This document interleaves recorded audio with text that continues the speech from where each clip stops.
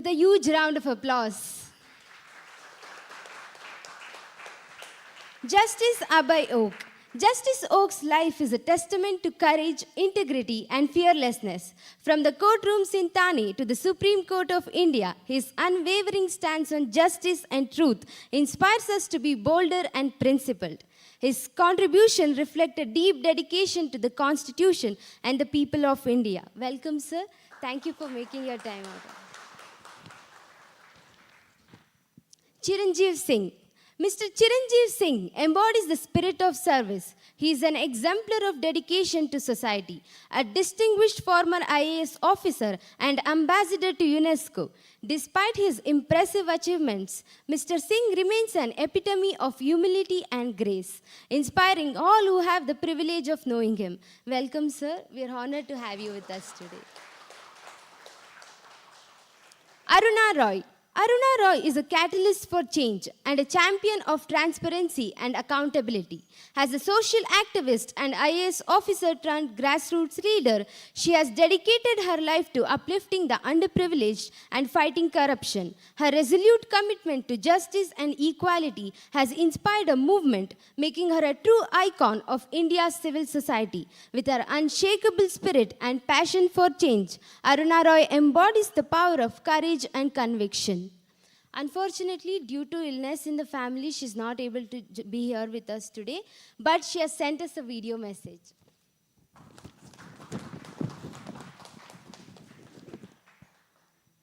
P. Sainath. P. Sainath is a fearless journalist and steadfast guardian of the fourth pillar of democracy, amplifying the voices of India's marginalized. His work with Pari, People Archive of Rural India, and Writings on Rural India showcase his courage and commitment to truth. In times when journalism faces challenges, Mr. Sainath's dedication shines bright, inspiring others to speak truth to power. Welcome, sir. We are privileged to have you with us today. Ashwini KP. Ashwini KP is a true trailblazer. She is the first Asian to be appointed as the United Nations Special Rapporteur on Racism. Breaking barriers and paving the way for marginalized voices, her story shows that with determination, you can create a world that is just and fair for all. Welcome, ma'am. We're happy to have you with us today. Last but not the least, a warm welcome to our supporters, parents, participants, and volunteers. Thank you for being a part of this journey.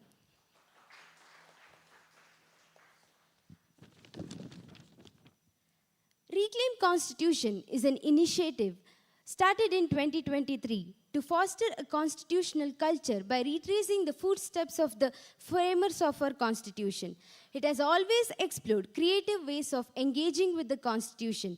As part of this initiative, Reclaim Constitution brings to you this pocket edition of the Constitution of India to remind us of the significance of blue and khadi. It is a tribute to the millions of people whose dreams, sacrifices, and struggles gave birth to a sovereign republic. I request our esteemed guests to please take the dais.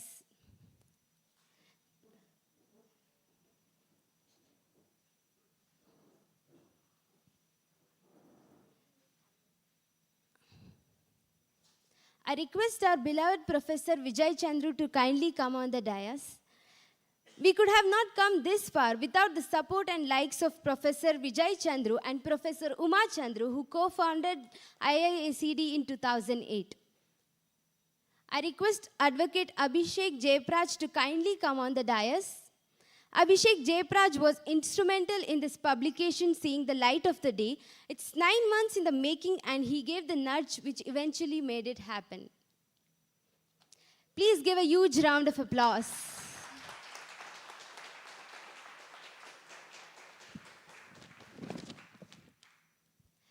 May I request Justice Oak to do the honor of unwrapping the pocket edition of the Constitution and share it with our esteemed chief guest. The deep blue pays tribute to Dr. B.R. Ambedkar, the principal architect of the Constitution. It evokes the preamble's promise of justice, liberty, equality, and fraternity, ideals that Baba Saheb worked tirelessly to secure all citizens. Khadi, the handspun and hand-woven cloth championed by Gandhiji, is inseparable from India's freedom struggle. Khadi was not just cloth, it was self-reliance, resistance to oppression, and the strength of collective action. Together, blue and khadi evoke two intertwined legacies of India's independence movement, the struggle for social justice and for freedom. Compact and accessible, this edition brings the Constitution into everyday hands, not as a distant legal document, but as a living guide to our rights, responsibility, and shared values. In times when constitutional values are tested, knowing the Constitution becomes an act of participation and of hope. The Constitution is not a document of the past, but a guide for the present and a promise to the future. Hope we will carry it, read it, and reclaim it.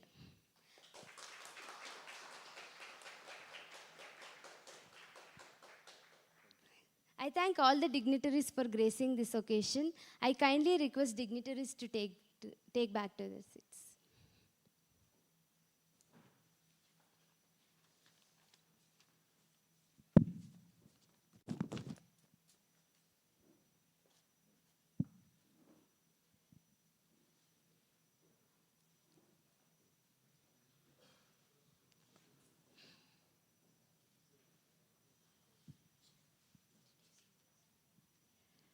The mastermind behind mind-bending quizzes is here. Bertie Ashley, a molecular biologist by day and quizzing whiz by night, is ready to take you on a thrilling ride through India's Constitution. Welcome, sir. Please welcome Bertie Ashley with a huge round of applause. Now, it's time to welcome our stars of the day. Participants, please take your seat as I call out the school names. Carmel Higher Secondary School, Goa. Please welcome our participants with a huge round of applause.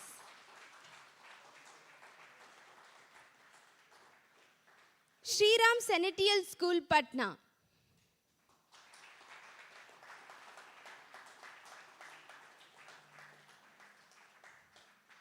Kendriya Vidyalaya, IIT Guwahati.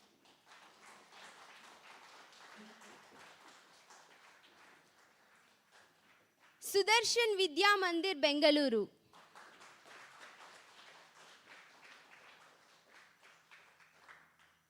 Carmel School, Durgapur.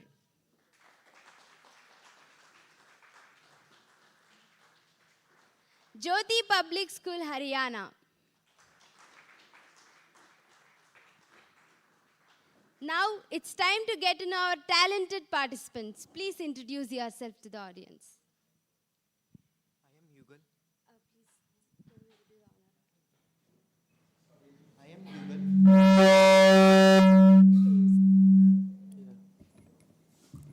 I am Yugal from Jyoti School, Haryana. Good morning, everyone. I am Harsh from Jyoti Public School, Haryana. I am Piyush from Jyoti Public School, Haryana. Good morning, I am Daita Das Bairagya from Steel Carmel School, Durgapur, West Bengal. Good morning, everyone. I am Shailja Singh from Steel Carmel School, Durgapur, West Bengal. Good morning, everyone. I am Riya Singh from Steel Carmel School, Durgapur, West Bengal. Good morning, everyone. Myself Arjun from Sudarshan Vidya Mandir, Bengaluru. Good morning, everyone. I'm Rishit from Sudarshan Vidya Mandir, Bengaluru. Good morning, everyone. I'm Gautam from Sudarshan Vidya Mandir, Bengaluru.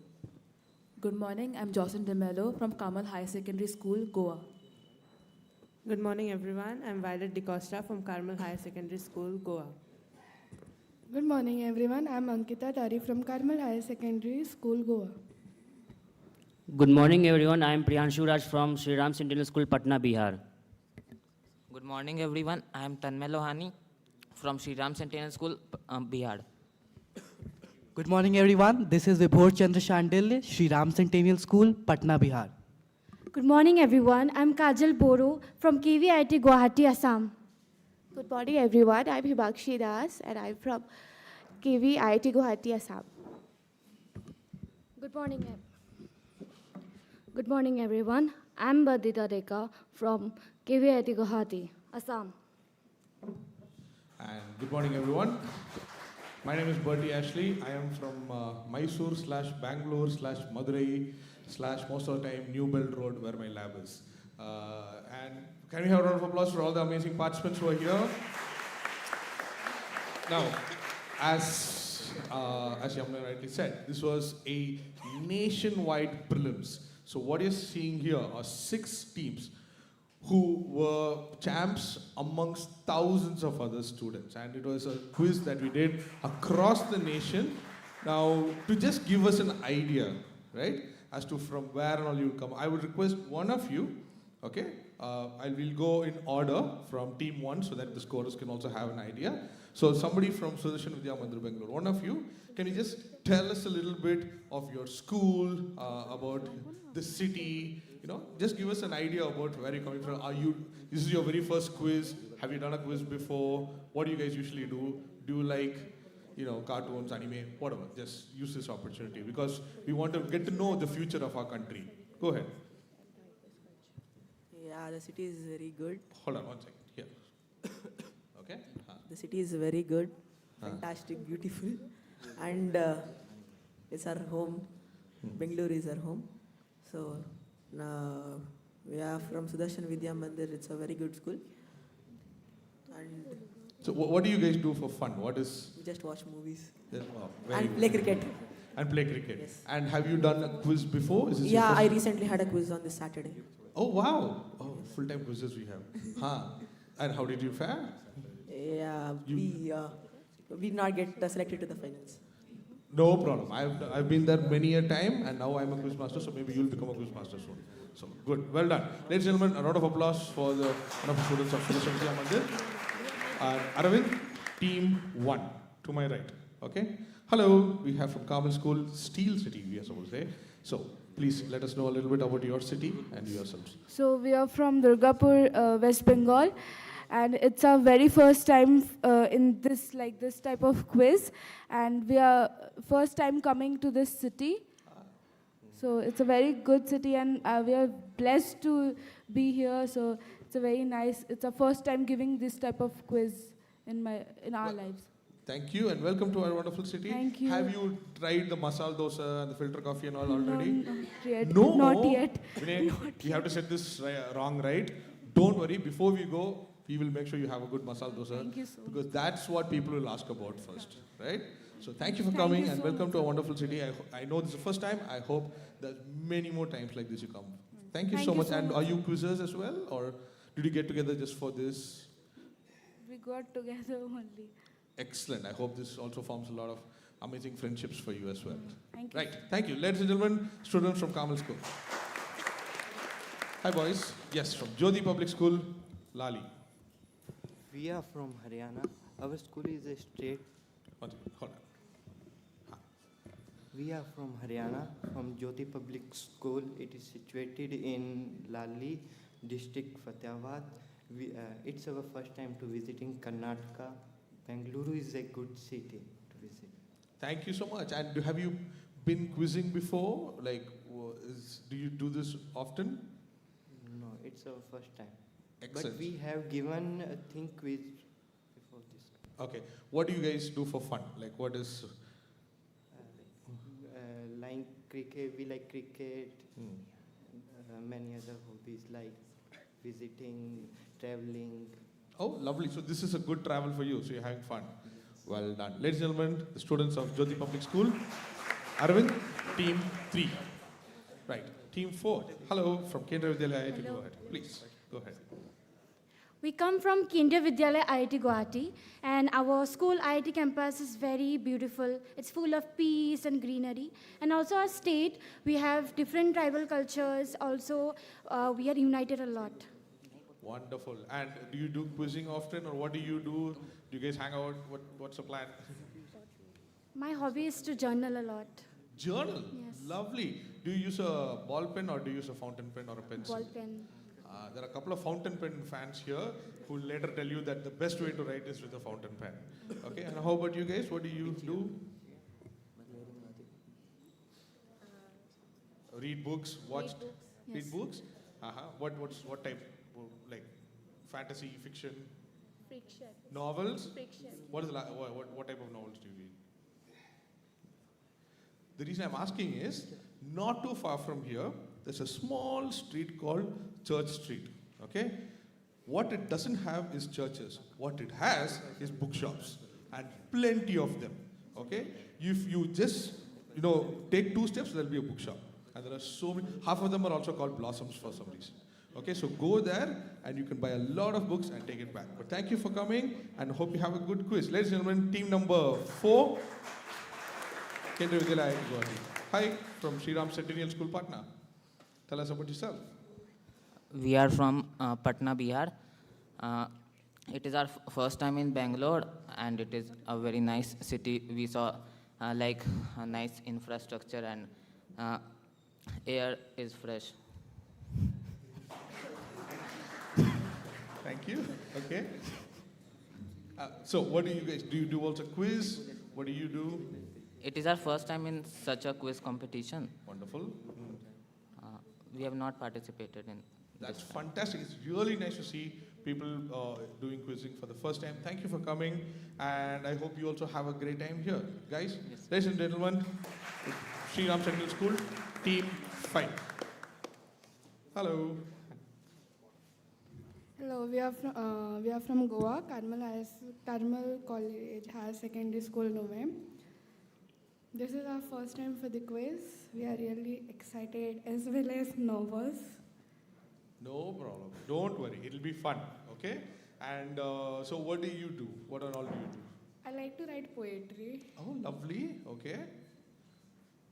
We have a Bangalore Poetry Festival at some point of time, and lots of people come and do poetry, and there are also poetry talks. If you stay around today evening, somewhere somebody's going to be doing poetry, you can ask us, we'll help you out with that.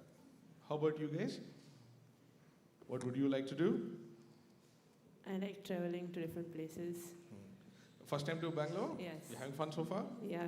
Fantastic. And? I love playing musical instruments. I love music in general. I like the fact you said instruments. Yes. So what are they? List it out. Come on. Well, piano, keyboard, guitar, ukulele, yes. Very nice. So very good. Okay. Excellent. You're also here at we just had a week full of music as part of the Bangalore Hubba. We actually had a wonderful blues performance right here. And this place has seen lots of great music. So you're actually in one of Bangalore's most coveted, actually very wonderful music venues. So yeah, you follow them on Instagram, you'll know about lots of stuff happening. Maybe you can come back here one day, get to play here as well. So hope to see you then. Ladies and gentlemen, have a round of applause for Carmel High Secondary School, Goa. Now, before we get started, I am a quizmaster right now, but I was a quizzer just like you. And at some point of time, I was also sitting like you on a desk and called myself the first time I was a quizzer. And I know exactly how it feels. I know you're anxious, and there's a little bit of butterflies in the stomach, right? So I'm going to help you out right now. So I have another friend here. Let's see if you can say hi. Hi, Arvind. Can you get up, please, and say hi? So Arvind runs a company called Exquisite, and he and I do the quizzing. Now, the reason why I'm pointing out him was he and I were rivals when we were in school. I would never talk to him because he used to be in charge of the quizzing for a school from Chennai while I was representing Madurai. Thanks, Arvind. And then we became good friends now, and we're working together. So quizzing is a great way of getting to know different people from different parts of the country.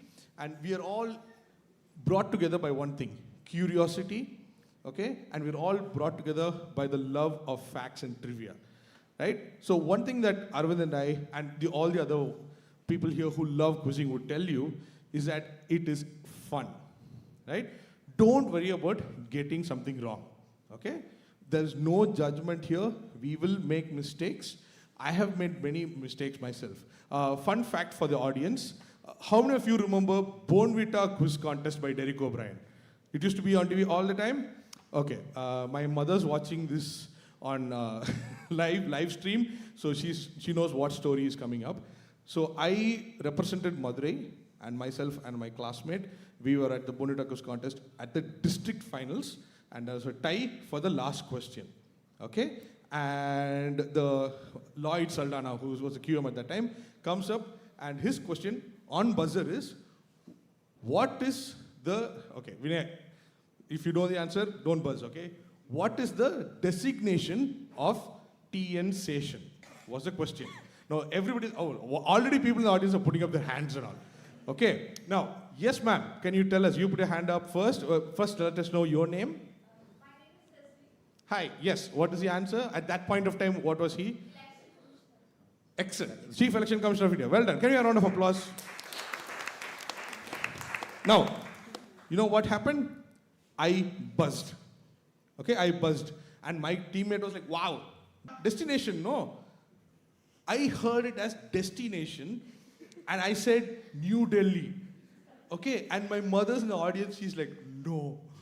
What's happening? Yes, we got a -5. I didn't make it to the finals. And then later I was like, I know he's the Chief Election Commissioner. I didn't just realize it was designation. So I have made mistakes as well, right? But don't worry, we are good to go. And now there's a small thing before that. All of you have a piece of paper in front of you, right? Now, there are 3 pens, so each one can take one. But I would request you to have one sheet of paper in front of you to write down the answers, the full copy. Now, I have one extra small task for you. Please find out who has the best handwriting in your group. They should write the answers that you have to show me. For reference, if I am on your group, do not allow me to write at all. Okay? I have very bad handwriting, so you wouldn't trust me with that. So find out who's got good handwriting. And on top, please write your team number. So starting from there, you're 1, team 2, team 3, team 4, team 5, team 6. Also write the name of your school in large block letters, so that later we will have, it'll be easy for us to mark the scores.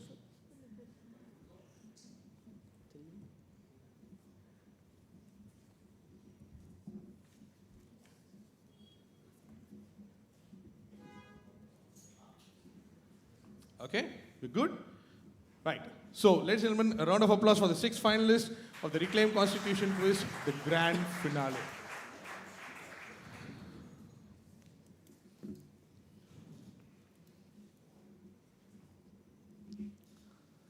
Yeah. So, students, first question, can all of you see the screen?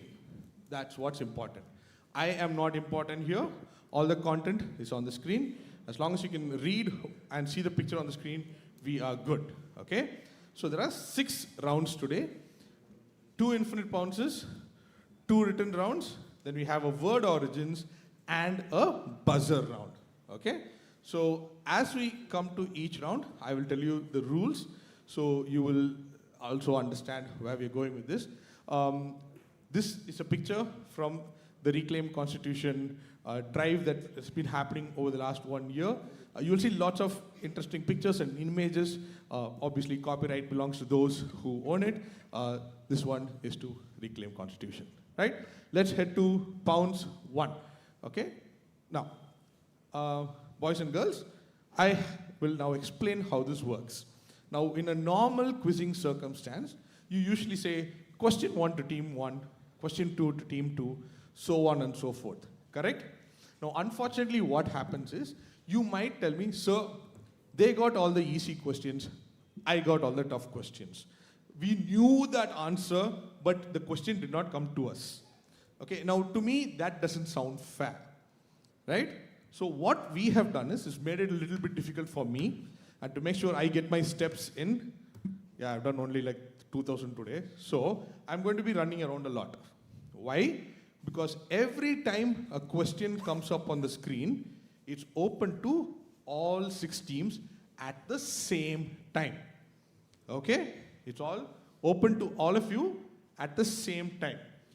You get 15 seconds to discuss amongst yourself, and if you think you know the answer, you put up your hand and say pounds. Okay? Then what will happen is, you don't tell the answer. You just tell me pounds, which means you think you know the answer. You will then write it down on that paper and show it to me. Okay? If you get it right, plus 20, immediately.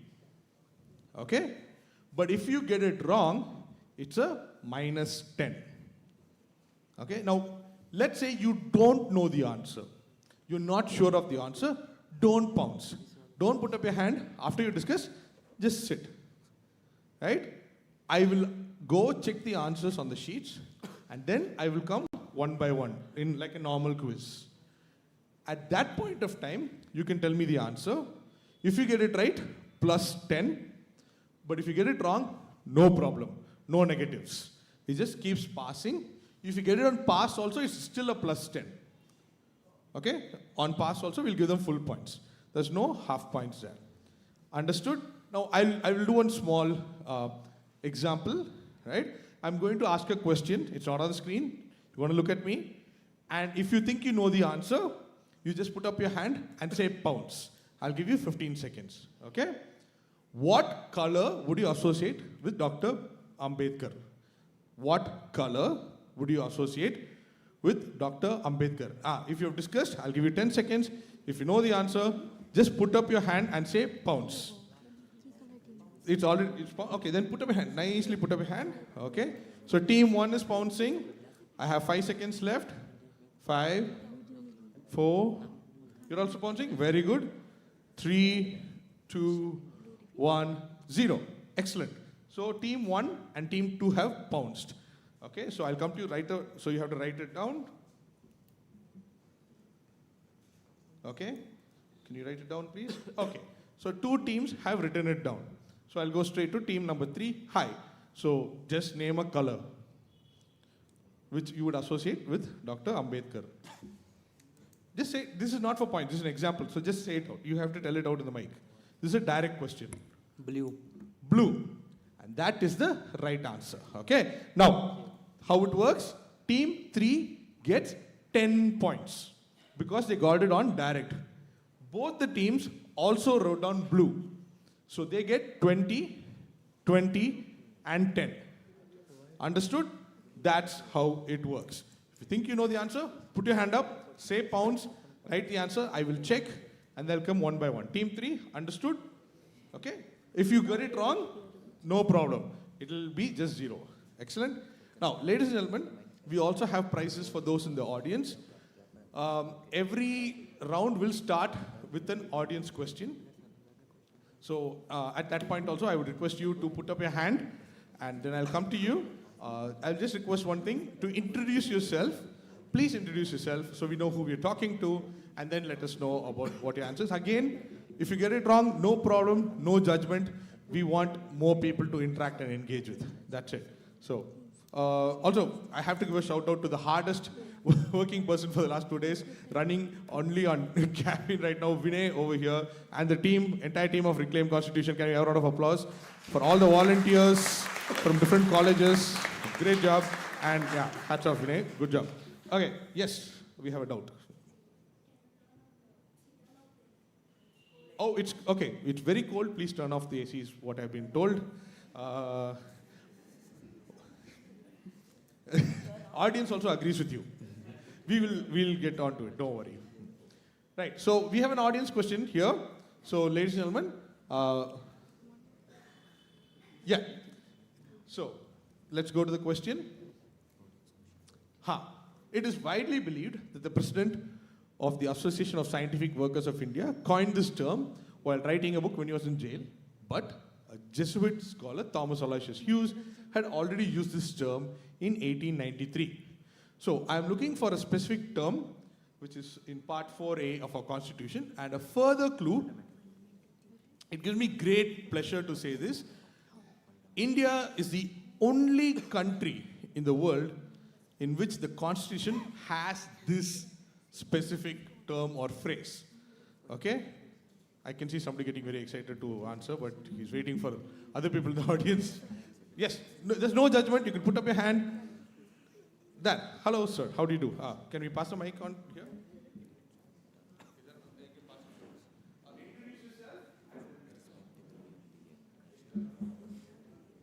Hi, good morning. My name is Manjunath. I'm a civil engineer. I think the answer is secular. No, that's also there in other countries. We are the only one to have this.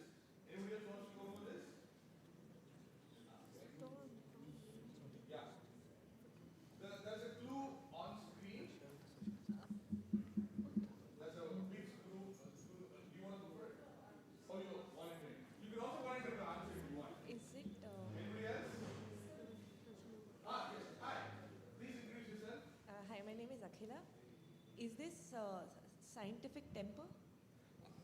Are you asking me if I have scientific temper? I have temper. I don't know about scientific temper. You can ask somebody from else. But ladies and gentlemen, can we have a round of applause? Well done. Now, yes, it shall be the duty of every citizen of India to develop the scientific temper, humanism, and spirit of inquiry and reform. Okay, but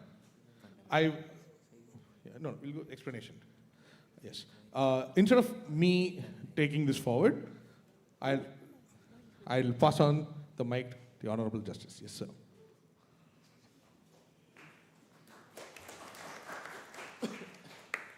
Good morning. It's a great pleasure to be here. And I'm really thrilled by the concept of reclaimed constitution. I always personally feel that in independent India, even educated classes do not know about the constitution and what is the philosophy of constitution, what are the ideals under the constitution. And therefore, this movement, Reclaim Constitution, has great significance. Now coming to this fundamental duty, there are three parts of it. First, it is duty of every citizen to do what? To develop scientific temper, humanism, and the spirit of inquiry and reform. The spirit of inquiry goes with scientific temper.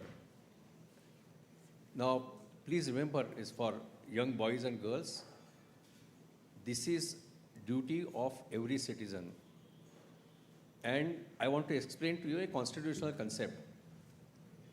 The concept is that our government also consists of citizens. So what is this individual duty of the citizens becomes the collective duty of the government. So it is the duty of the government to help every citizen to develop scientific temper, humanism, spirit of inquiry, and reform. Ultimately, what is scientific temper? Scientific temper is all about acquiring knowledge. It is about experimenting, even though the result of the experiment will be unfavorable to the existing opinion. Developing scientific temper also involves rational thinking, logical thinking, and unless you have open mind, you can't develop scientific temper, you can't develop spirit of inquiry. Ultimately, what is scientific temper, what is spirit of inquiry? If you want to develop these two qualities, or if you want to perform your constitutional duty, you must have integrity to accept the data and results, though you may not like them, though it may be inconvenient to the popular beliefs. Spirit of inquiry. I want to tell this to the young children who are present. How do you develop spirit of inquiry? Only way to develop spirit of inquiry is always develop habit of asking question why. You must ask the question to yourself and you must start finding out rational and correct answers. When we talk about scientific temper, there is one more very important concept associated with it. When we say that we must develop scientific temper, we should have spirit of reform. We cannot perform this duty unless we realize that we must get rid of superstitions. Our society in India is affected by superstitions. And for the benefit of young children, I want to tell you, sometimes when you talk about, when you criticize superstitions, somebody will tell you that you are doing something against the religion. So please don't have that concept at all. Under our constitution, since you are going to study constitution, you must be very thorough with constitution because you are going to answer the questions. There is Article 25 which forms part of chapter on fundamental rights. Now, what is that fundamental right? To practice and propagate religion. but that fundamental right doesn't support superstition. In fact, if you read Article 25 very clearly, it says that if legislature, that is the parliament, frames law for introducing reforms, that law will remain unaffected. So therefore, please understand this. Even if you say that superstitions are bad and we must get rid of superstitions, you are not acting against any religion or any religious belief. There's one more aspect of this. We have Article 21.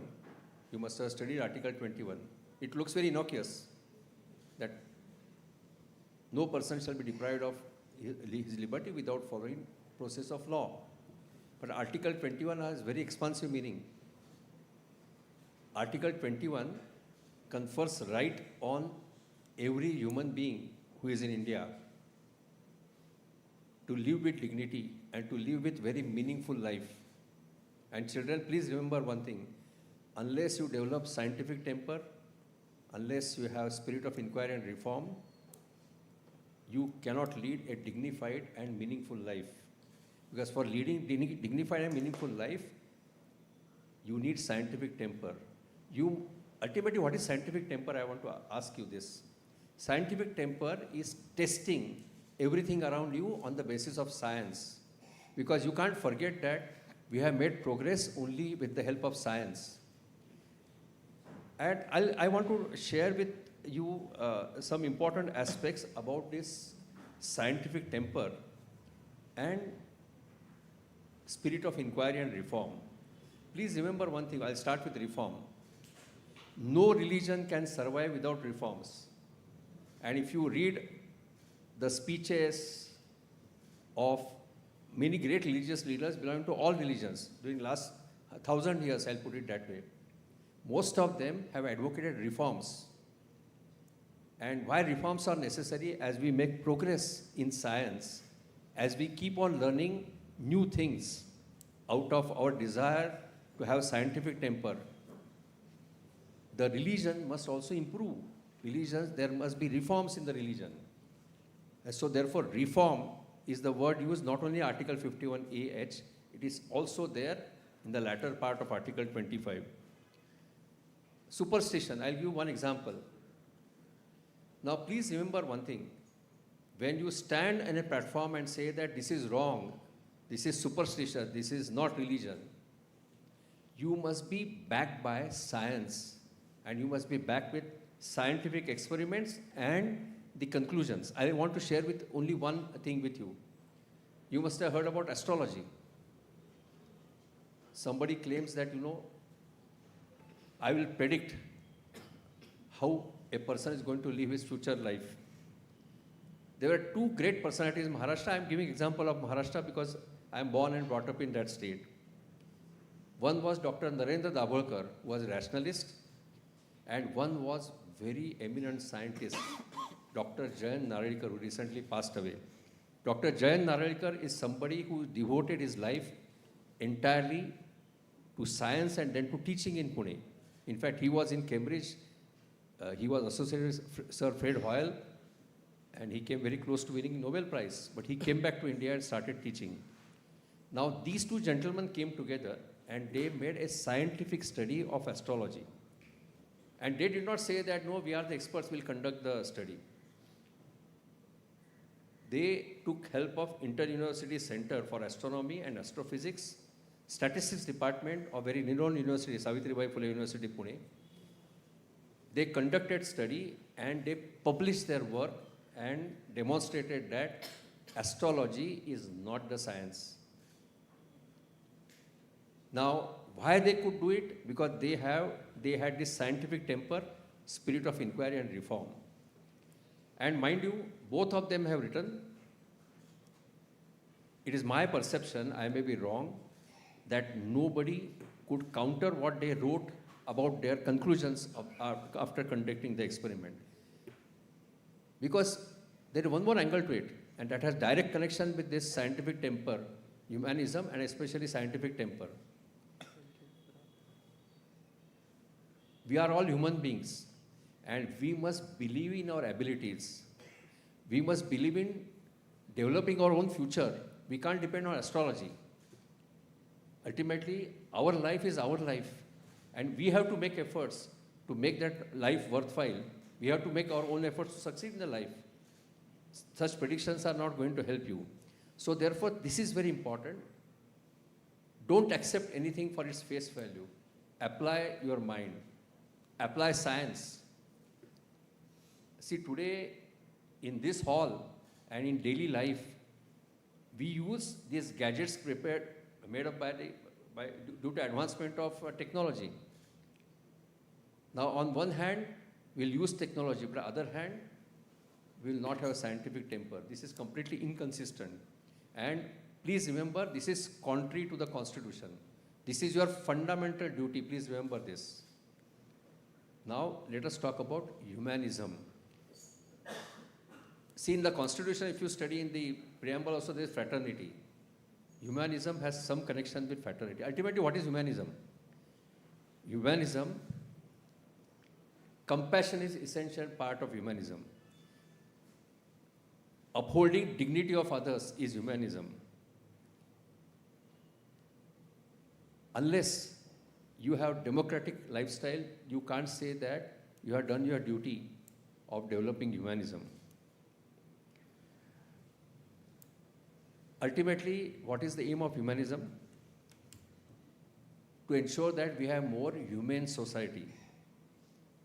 Now, since we are on humanism and there is one subject which is being debated upon, I will just briefly touch that because this is again that connection with this clause H of Article 51A. You know, there is one more fundamental duty, that is duty to improve and protect the environment, to protect trees, lakes, etc., and to show compassion, to have compassion for living beings. Now we are discussing the issue of dogs. Maybe that some dogs become aggressive. They may have attacked few human beings. But it is our duty to show compassion. And why compassion? That compassion is again part of humanism. And I want to tell you for the benefit of young children and those who are here, you know, there are rules in place, ABC rules. These ABC rules take care of the issue of dogs. The idea of our constitution is that we must develop cultured and democratic society in which we'll respect not only every human being, but every living being. And therefore, if you want to practice humanism, we must say that even we'll uphold the rights of living beings. Because please remember, when we talk about dogs or living beings, they cannot speak. They cannot speak. They can react, talking about dog, only by barking. So this is essential part of not only humanism, this is essential part of scientific temper. Because ultimately, ABC rules are about science. ABC rules are about eliminating the population of stray dogs. So having compassion for living beings is essential part of humanism. And therefore, children, and of course, adults who are present here, I always ask one question. When this is our duty to have a scientific temper and spirit of inquiry, can we destroy or damage our environment in the name of religion? If we have scientific temper, we will not make any attempt to tamper with our rivers and spoil it in the name of religion. This is the lesson which you have to learn, that we live because of rivers. And it is our duty to respect the rivers, lakes, water. When the Constitution says that right to live in pollution-free environment is a fundamental right, it is, again has direct nexus with this. Because unless we develop scientific temper and spirit of inquiry and most importantly reform, we won't be able to protect our environment. I am glad that somebody said that Bangalore has beautiful weather. I was living here only for 2.5 years when I was Chief Justice. I don't know what is the quality of weather. But that's a great concern, that level of pollution in every city is on rise. And why that is on rise, it is my personal conclusion, I may be wrong, it is because we lack scientific temper and we don't perform our duty. And therefore, my view is that performance of this fundamental duty is very essential for leading a dignified and meaningful life. And I can say so that this is the key to success of our country. Today we are on 26th of January. Therefore, it's not about, saying that, oh, today is the Republic Day, celebrating it. Today I went for morning walk, people moving with the national flag. Now, moving with national flag is not enough. What is important is that we must understand what are the ideals of the Constitution. We must also understand and keep always in our mind what Dr. Babasaheb Ambedkar said on 25th of November 1949. That was the last speech in the Constituent Assembly. He said we have best of the Constitution. But if we don't take care, if we don't perform our duty, it can become a worse Constitution. It is in our hands. So moving with national flag is of course important, but what is more important is to understand the ideals of our Constitution and to always make an effort to uphold our Constitution. And that is what I wanted to tell you. And I'm so glad that you people have studied Constitution so well. And now you have to carry forward this message to your class friends, your colleagues in the classes. Tell them the importance about the Constitution. And therefore, I again thank the organizers for choosing this subject. Because this is one subject, if we have more quizzes like this, it will spread the message of Constitution across India. Thank you, and I wish you all great success. Thank you. Thank you, sir.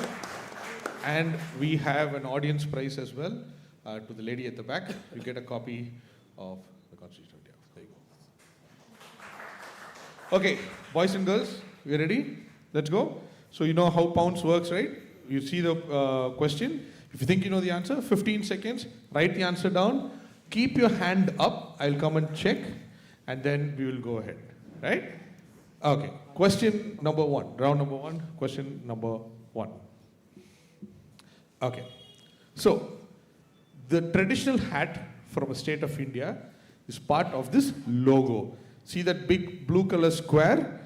We have blocked out the name of a program, okay? Now, an amendment of this act in 2019 created a new way of constitutional awareness across India. So I need two things. There was an act which was released in 1955, okay, and it was amended just recently, 2019, which led to whatever this is, the logo is. So what is behind that blue square, okay? If you give me that, I'll be happy. I'll give you points on pounds, okay? So what is the act? I'll give you about 30 seconds. You can discuss with your teammates right now. So you can just tell me, just basically, this is the logo of what program which created constitutional awareness in 2019. So just a few years back, it's still a lot of people talking about. Look at that picture. You can see that the same hat is being shown here. So that's a clue for you. Because this specific program was initially started for that state alone, but it was not limited to that later on. So, okay, if there's no pounds, then we are going to go with normal quizzing, okay? So, pounds over. So, team number one, what is this a logo of, which I have blacked out, and which act the change led to this? One of you can answer this. There's no negatives, so if you get an answer wrong also, it's fine. You can say whatever you want. It might be right, we don't know. Tribal Protection Act. Okay, that's a good answer. It's not the right answer, but it's a good answer. I'm glad we have something on the board right now. So we need a name of a program, which a lot of people were talking about. Protection for and security for the tribal minorities. Minorities? Okay, minorities and tribals. Okay. Team number 3. I think the reservation of EWS, economically weaker section. Which one, sorry? About 9. 2019 Act EWS. Which act would that be? There's a single word name for that act. No? Not sure? Okay. Team number 4. Special provisions by the Constitution to protect the rights of the state. Of state. Do you know which state we are talking about? Assam. So you think this is Assam? Yes. Okay. So what is that program?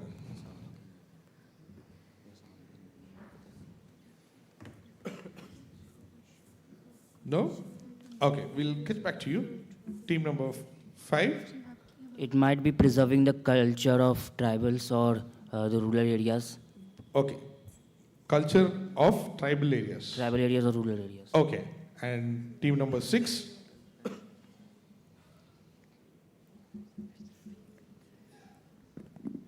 Like about the rights of tribal communities, reservations.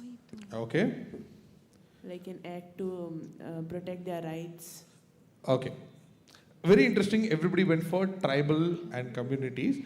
Okay, so this is the first one to go to audience. We have a gentleman over there. Can we pass the mic? We'll come there.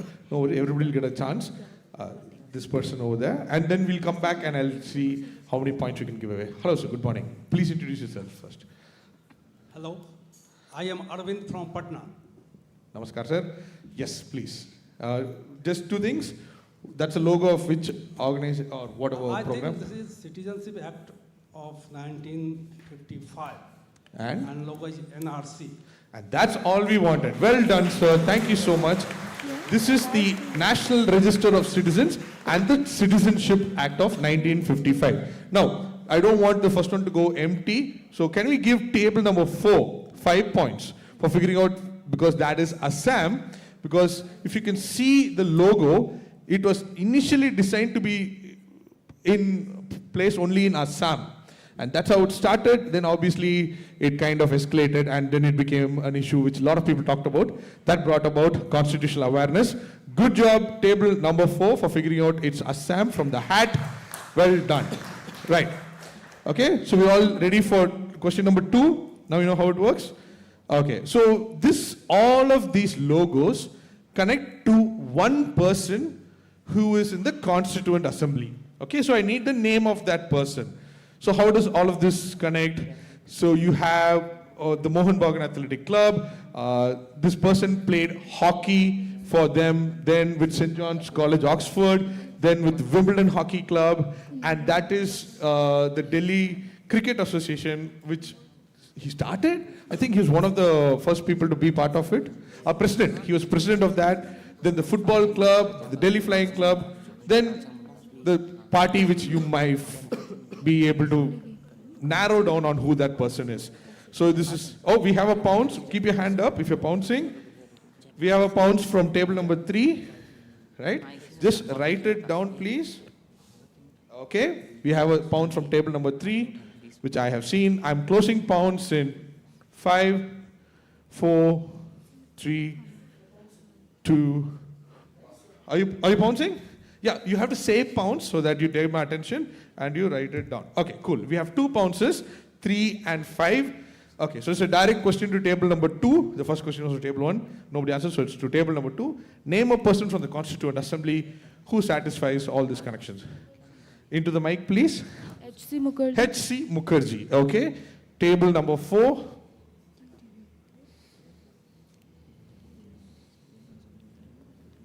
On a pass, I can't give you too long. I'll give you 10 seconds on a pass. Into the mic, please. Jaipal Singh. Would give you 10 points. Well done. Good job. That is Jaipal Singh. Arvind, so 10 points to table number 4. Okay. And on pounds, both the teams got it right. Table number 3 and table number 5 got it right on pounds. Well done. That is Jaipal Singh. You can see him over there, and that's him here with this hockey stick, and there with the cricket club. Well done. Good job, everyone. Now, what happens is the next question goes to table number 5 because they answered it correctly. So it goes to you, although the same rules apply, right? So it's on pounds. Table number 5, they were direct. And here is your question. With the adoption of the Constitution of India on 26 November 1949, the nomenclature of the Constituent Assembly was changed to the Provisional Parliament. So this gentleman, G.V. Mavlankar, became the Speaker of the Provisional Parliament on 26 November and continued to occupy the office till the first Lok Sabha was continued in 1952. He was conferred by Jawaharlal Nehru as the father of the Lok Sabha. Now, as per Rule 38, dash is available in every sitting. Until the 232nd session, the session commenced with dash, and from then forward, it was shifted to noon. It was this gentleman's initiative that it became a regular and meaningful feature of parliamentary sessions. So all the 3 blanks is the same answer. It's a very, very important session during parliamentary proceedings, and it's thanks to him that it became a regular session. So for a long time, for 232 sessions, it used to start with that. After that, it has been shifted to noon. So what is this particular specific feature which is found in a parliamentary session? I'll give you a clue. It's a 2-word answer. It's a 2-word answer. Anybody pouncing? I'll give you 10 seconds. It's a 2-word answer. If you're pouncing, put your hand right up and say pounce. You guys are pouncing? Keep your hand up so I know that you're pouncing. Okay? Okay, so team 3 has pounced. Anybody else? Okay, pounce closes in 5, 4, 3, 2, 1. Okay, so it's a direct question to table number 5. So tell me, into the mic please. The national song. The national song. Yeah. Okay, the singing of the national song. Yeah. Okay. Table number 6. The question is the right answer. Well done. So 10 points to table number 6. Unfortunately, table 3, you wrote open house. Is that what you wrote? Open hour. Is open hour question hour? Is open hour also question hour? Would that be a right answer? Okay, good. We have the experts on the field. I'm sorry to say you get -10, but thank you for trying. Well done. Can you have a round of applause for the girls of Carmel High Secondary School, Goa? This is a very important session, the question hour. Good job. Right, next question, direct to team number 1. Now, who were the first parliamentarian couple in India? Okay, a couple in India. I'm giving you one further clue. There's one more connect. Some of us might not know who they are, but we might remember their nephew. You guys, no, we don't want his name, don't worry. We want to know their name. Who are these 2 people? Okay? I'll open pounds for about 10 seconds. It's a direct question to team number 1. I need both their names.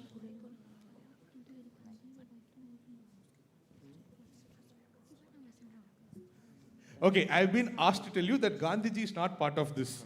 Okay? Yeah. We need these 2 people over here. Yes. Gandhiji is that friend who hangs out with the couple. Okay? We know him, so we don't want him in this answer.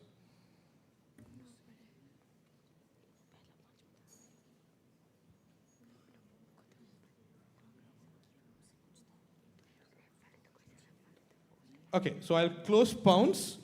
So, table number 1, into the mic. Okay, if you do not know the answer, don't drag it too long. You can just say pass. Okay, because we are short on time when it comes to pass. We're not sure, but one name we have, Ramnath Kovind. Ramnath Kovind, okay. Table number 3. Pass. Okay. Table number 4. Okay. Table number 5. Oh, okay. And table number 6. See, you don't get negatives. So if you want, you can go for an answer. You can try it out. Just have one name, Rajkumari Amrit Kaur. Sorry? Rajkumari Amrit Kaur. Okay. It went back one. Oh, we have somebody in the audience. Hi, yes. Just wait for the mic. 1 second, please. Yes. President J.B. Kriplani and Sucheta Kriplani. Oh, interesting. No. This predates. We'll have, there's a gentleman over here.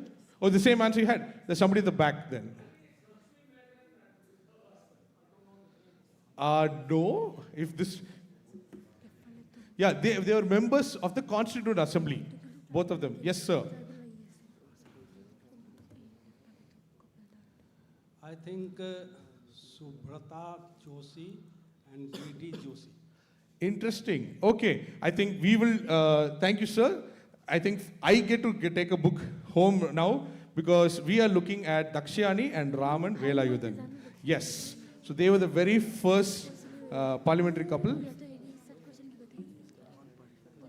Yeah. So now I want to say a small thing. All the students were given 4 books, which they were, which you also had access to, right? So one of them is a book by a gentleman called Karthik Venkatesh, right? So that has actually the picture and the story. So yeah, hats off to KV. Thank you. Okay, good. So it goes on. We'll give the book to KV now. Okay, next question. So it goes back to you. Very simple. We have a stamp and an original sculpture. Pounds. Oh, good. I heard it loud and clear. Well done. So just bounce. Write it down. Write it down. And yes, well done. Team 5. And you're also bouncing? No? No, only you guys are bouncing. Yeah, write it down. Yes, very good. Okay, fine. So we have 2 bounces, right? And bounces close in 5, 4, 3, 2, 1. Now, if it's not clear, that picture on the right is from the Constitution, hence this question. So team number 2, direct to you. Name a state. That's basically what the question is. Okay? Now, what's blanked out here is not the name of the state, but that will lead you to the state. Okay. Team 2.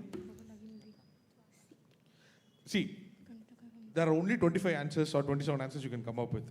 You know that this is not certain state. So don't say pass. Just say some state. You might get it right.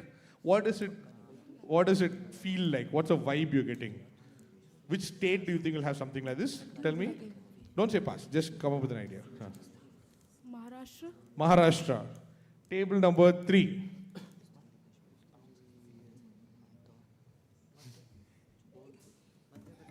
Madhya Pradesh. Table number 4. Karnataka. Karnataka. Table number 6. Kerala. Kerala. Okay. Hi, table number 1. I think you had a sudden realization. Yes, anybody in the audience?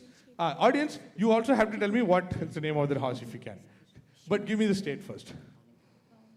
जो नीचे मूर्ति है, I think Tamil Nadu. Oh, no, this is not Tamil Nadu. Anybody else wants to go for this? Rajasthan, okay. We have like another 20 options, I'm guessing. You know what? I think this deserves a special prize because not only they got it on pounds, they're the only one to get it in the entire room. Unfortunately, table 1 wrote Maharashtra as well, and that was a full speed pounds, and they got it. It is Odisha. And that was the Konark horse. Well done. A well-deserved round of applause for table number 5. So, unfortunately, a minus 10 here and a plus 20 over there. So, this is actually the scene from the Constitution. The difference being that, unfortunately, the original sculpture is decapitated. But in the Constitution, we have the full version of the sculpture, the Konark horse. Yes. Pounds is 20. So, if you want to see this in its full glory, in the hall, we have a copy, and you can go and check it out later after the quiz. Last question of this round, and actually we are going back here only, yes? Can we have the next question, please? So this is a video.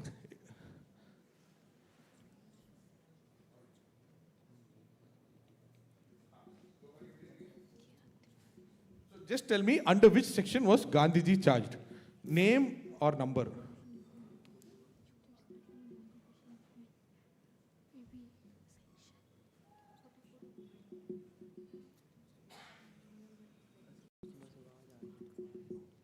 Yeah. There is an audio. Okay. Hold on. You will wait for it. This is a scene from a very famous movie. Okay. Which shows Gandhiji being charged under a particular section. So you have to tell me either the name of the charge or the number, whichever you remember.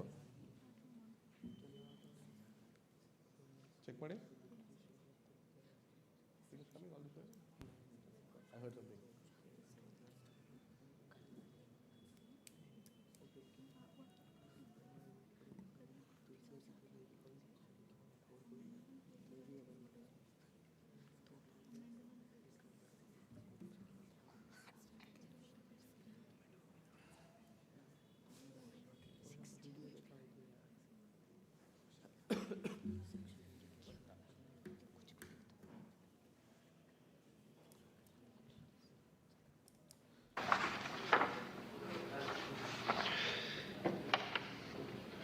Call the prisoner to the bar.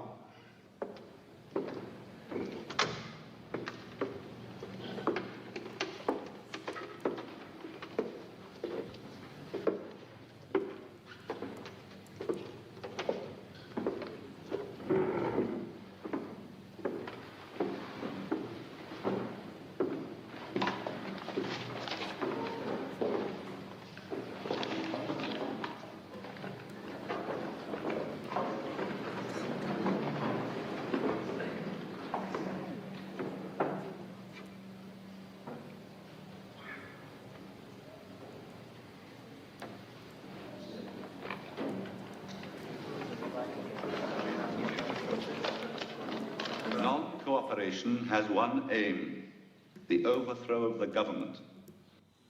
It must become our creed. We must give no quarter, nor can we expect any. Do you deny writing it? Not at all. And I will save the court's time, my lord, by stating under oath that to this day I believe non-cooperation with evil is a duty and that British rule of India is evil. The prosecution rests, my lord.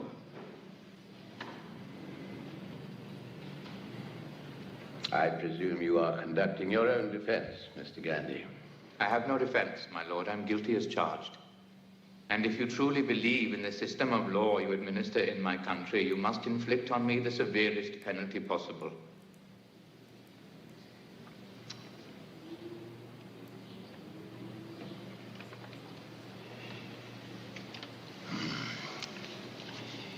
It is impossible for me to ignore that you are in a different category from any person I have ever tried, or am likely to try.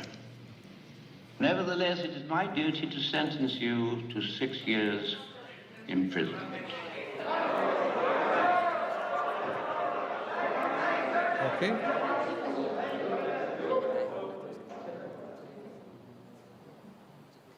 If, however, His Majesty's government should, at some later date, see fit to reduce the term,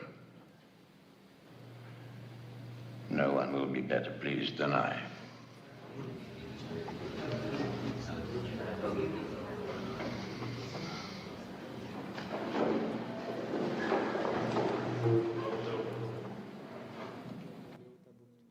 So that very beautiful scene from Attenborough's Gandhi. And so just need lights, please. All we need is what was he charged under, either name or the number. Yes. I don't think anybody's pounced. Oh, wow. Okay. Sorry. Thank you. Table number 6 has pounced. No? Table number 2? Yes. Section 144. Okay. Civil unrest. Section 124A. Do you know a name for it? Sedition. Is the right answer. Well done. That's what we were looking for. Good job. And the speed at which you pounced, you already knew that you knew the answer. So plus 20 to table number 6. The girls get plus 20. And table number 3, get plus 10. Yes, sedition. Excellent. 124A. And that is a very moving scene from Attenborough's Gandhi. Well done. Arvind, are we good with the scores? We are good? Okay, excellent. So, now this is a round called order. Everybody take out one piece of paper. Okay? There's only going to be 2 questions in this round. Now, audience, this is a fun round.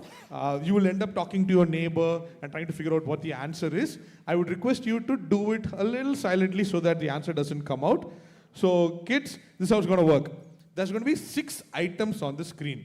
They'll be labeled A, B, C, D, E, F. All I want you to do is put them in the right order. And you don't even have to name it. You just have to put the letters in the right order.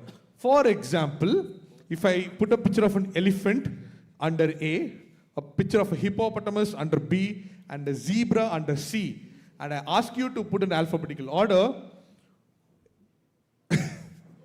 did I just say it in alphabetical order? So it's okay, sorry. So the answer would be A, B, C, which is already in alphabetical order. My brain refuses to go against alphabetical order for some reason. So all you have to do, you don't have to identify them. You just have to write the A, B, C, D, E, F in the correct order. You get 5 points for every letter in the correct order, right? So 30 plus 30, 60 points. No negatives, but you might interchange 2 letters, so automatically it negates each other, okay? Now, the first one is an audience question. So we have a fun audience question coming up, right? So question number 1 for the audience. Arrange these monuments in increasing order of monetary value. I'm not saying how much the monuments are valued. If you can see, they're all taken from the new currency notes. So which of these, you can see Ellora Caves, Rani Ki Vav, Sun Temple Konark, Red Fort, Hampi, and the Sanchi Stupa. So, increasing order of monetary value. Let's go. Somebody, oh, there we have a gentleman ready to go for it. Can we have a mic and introduce yourself? If I see you taking out your wallet, then I know you'll be disqualified. I'm Karthik Krishnan, I'm a volunteer. Hi Karthik, yes. Option C, the Konark is the 10 rupee note. Option A is the 20 rupee note. Option E is the 50 rupee note. B is Rani Ki Vav, which is the 100 rupee note. F is Sanchi Stupa, which is the 200 rupee. And D, I believe, is the 500 rupee note. Well done. And can I add one more point? One more, oh wow. The extra fact. 2000 rupee note had the Mangalyan mission. Wow. That's not a monument, but you know what? This means very good. He's not using PhonePe, GPay and all. Our man is using cash. Excellent. Let's go to the answer slide. Well done, Karthik. We'll have to give you a book. Right? Can we go to the answer slide, please? Well done. So now, boys and girls, how will that answer come up? We'll just show you. Oh, no. Before that, yes. Can we go back to that slide, please? No, go to the answer slide. So, after this round. I just want to show how the answer slide is. No, it's off. It's off.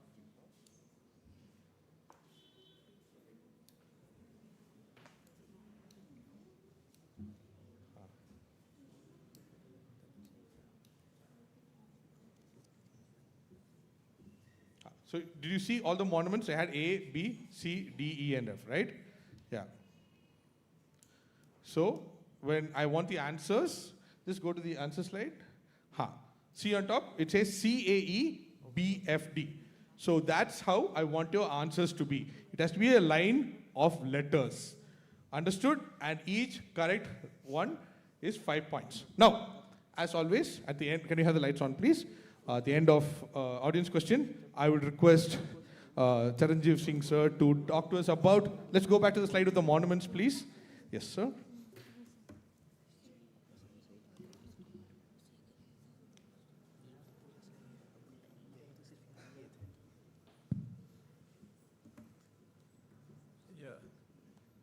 Greetings to all of you on the day of Republic Day. Well, Article 49 of the Constitution says protection of monuments and places and objects of national importance. It shall be the obligation, please note the word shall. It shall be the obligation of the state to protect every monument or place or object of artistic or historic interest declared by or under law made by Parliament to be of national importance from spoliation, disfigurement, destruction, removal, disposal, or export, as the case may be. Now, it says obligation of the state. But what about the obligation of the people? When you have something like it shall be the obligation of the state, what happens when you come to a case like the Babri Masjid?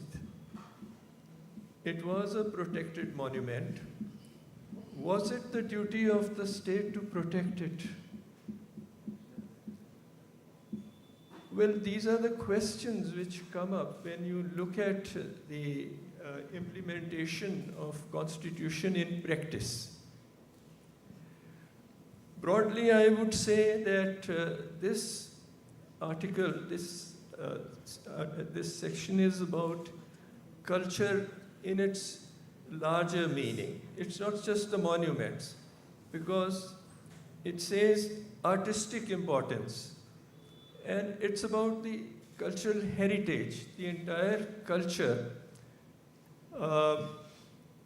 Since the Constitution was drafted, there have been other developments. For example, UNESCO now categorizes heritage as tangible heritage and intangible heritage. When we are talking of protection of monuments, we are talking of tangible heritage. But there is intangible heritage.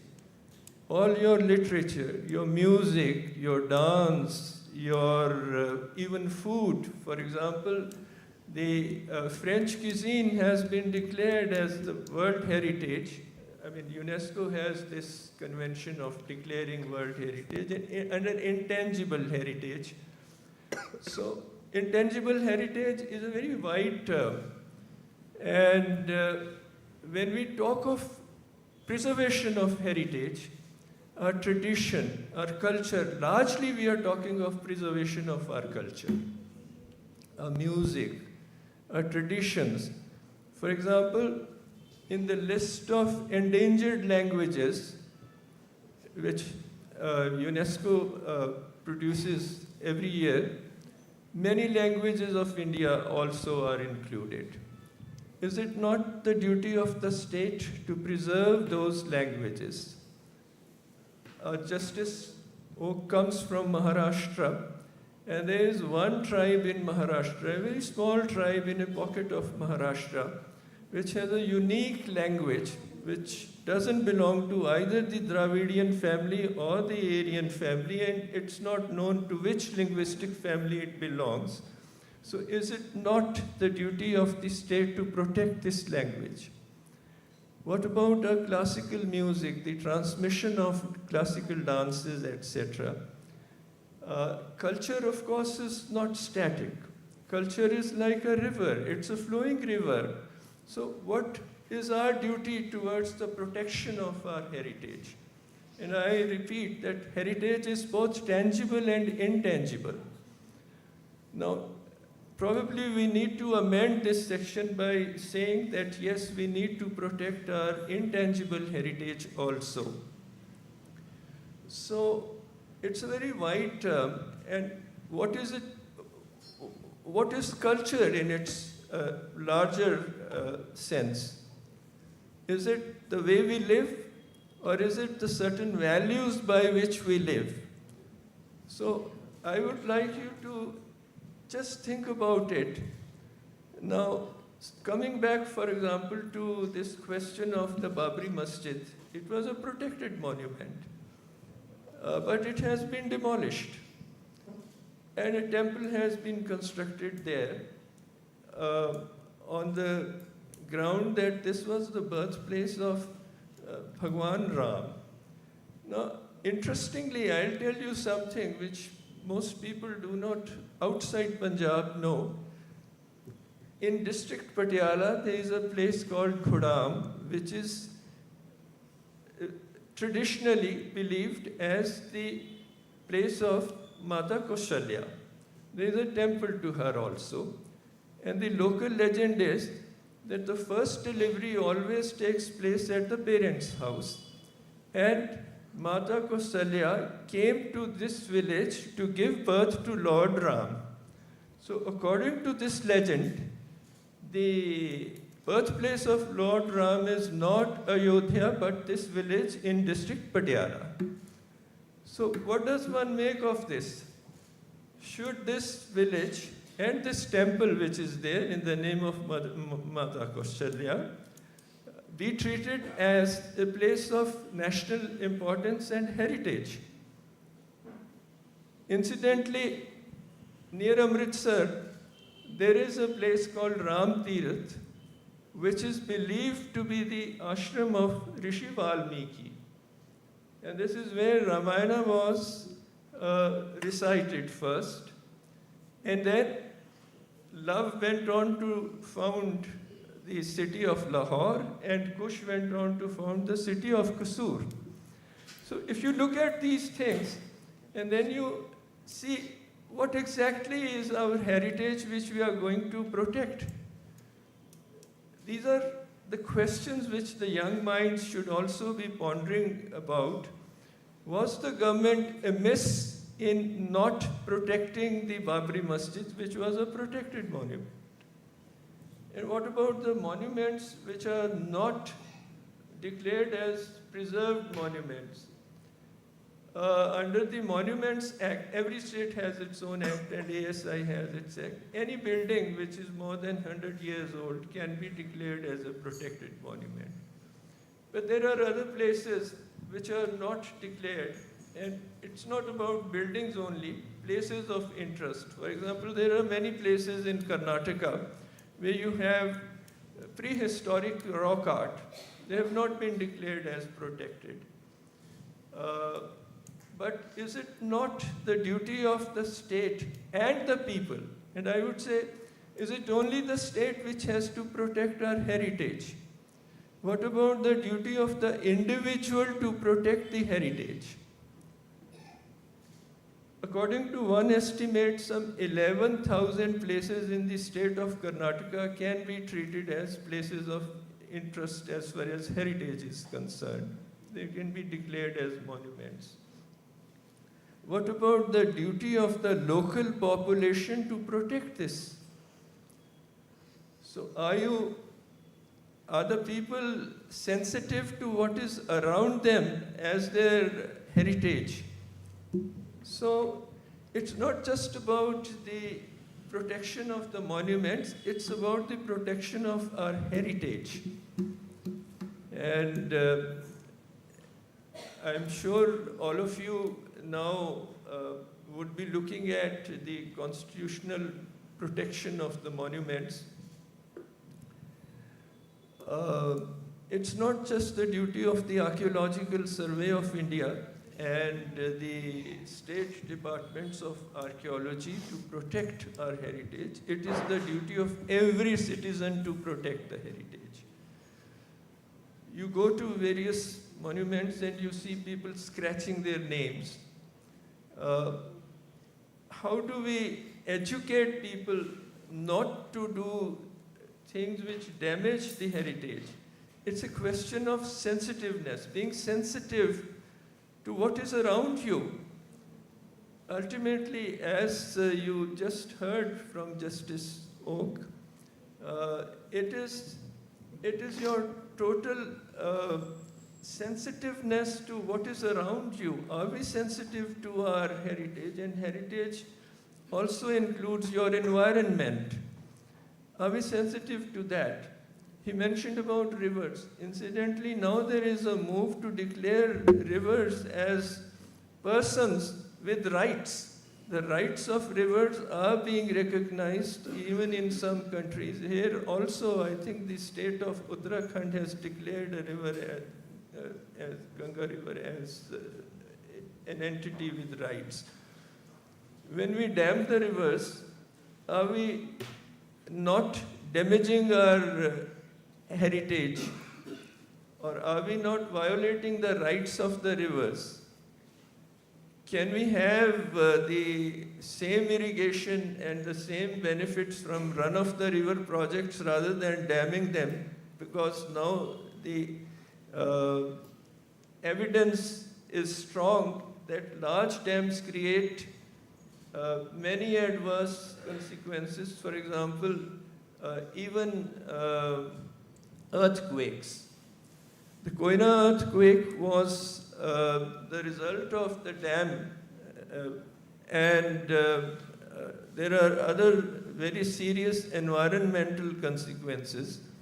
So it's not just these monuments which you see on the currency notes here, it is the totality of our heritage, totality of what is around us, our society. That is what we need to look at. And when we look at the society around us, when there is so much of injustice being done, is it not violating our heritage? The Constitution is very clear about the humanism which Justice talked about. Are we not amiss in not looking at these problems which are around us? So I would say that this section 49, that it is the obligation of the state to protect these monuments. It's the obligation of the state to protect our cultural heritage and our culture. And our culture is not based on separating people into communities and into all that. Our culture is one of synthesis. Indian culture throughout the centuries has been a culture of synthesis. And this is the kind of heritage which the Constitution looks at and which we have to preserve and protect. So I would say, look at the question of monuments in a much wider perspective. And look around and you see that there is so much of value which needs to be preserved as our cultural heritage. Thank you. Check. Thank you so much for that wonderful, very motivational talk. And I want to quickly ask an audience question when you're going off script here. In 2000, okay, this is for all my quizzing friends. I'm giving you a free fact that you can ask in a quiz later, or you can ask your friends. Audience, in 2008, a country became the very first country to give in its constitution the rights of, as a person, to nature as a whole, to the forest, to the ecosystems. Okay, we already have a hand up. I'll just give the clue because I spent a lot of time thinking about the clue. This country, very interestingly, is exactly opposite us in the world. It's our antipode. If I were to dig a hole all the way through the earth right now, that's the country I'll come out at. Now, since you already know the answer, but it's a good clue, so I wanted to give it. Ecuador? Is the right answer. Ecuador. In 2008, Ecuador became the first country to acknowledge. Oh, Quizmaster. Hi, you didn't introduce yourself. What's your name? Sorry. Thank you. Well done, Raghav. Good job. Oh. Yes, so Ecuador gave in 2008 nature the rights as a person. Okay, excellent. So shall we get into the quiz? Right, so you know how to give the answer. It has to be in a sequence of letters. Okay, audience, I will come to you for the answers. So discuss it within yourselves, and from you, I need the full answer. Question number 1. The order in which they were integrated to the Union of India. Goa, Sikkim, Minicoy Island, Mysore, Hyderabad, Kashmir. So, these 6 territories were integrated to the Union of India over the last, since independence, right? Now, we have taken places which are separated by a long amount of time, except 2, which you will come to later, which are separated by a few months, but everything else is separated by a long amount of time, as in years. Now, here's the interesting thing. I'm not asking you for years. I'm not asking you for time. All you need to do is just give me a sequence. So if you know at least 3 of them, you can work out the others. If they came earlier or later, just tell me the sequence in the letters. That's it. I'll give you 60 seconds. Audience, you can also think of it.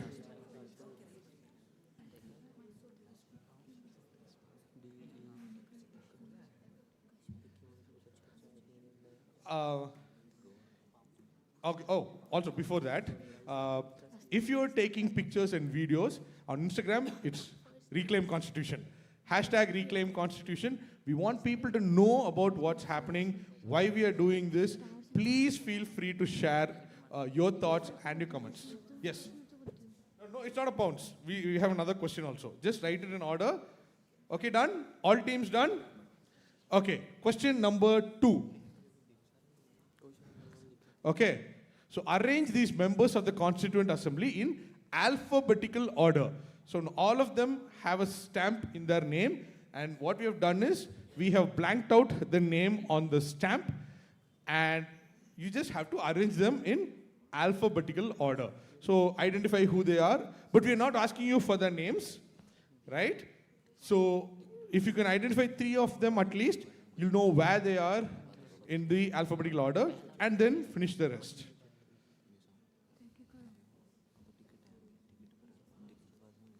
And I think this is also a good time to tell you that there's a philatelic exhibition also happening here. So if you like stamps, you can please go and check it out there.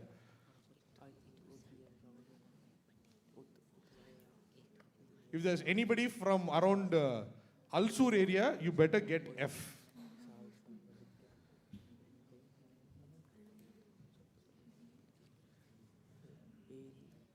Do you know what F is?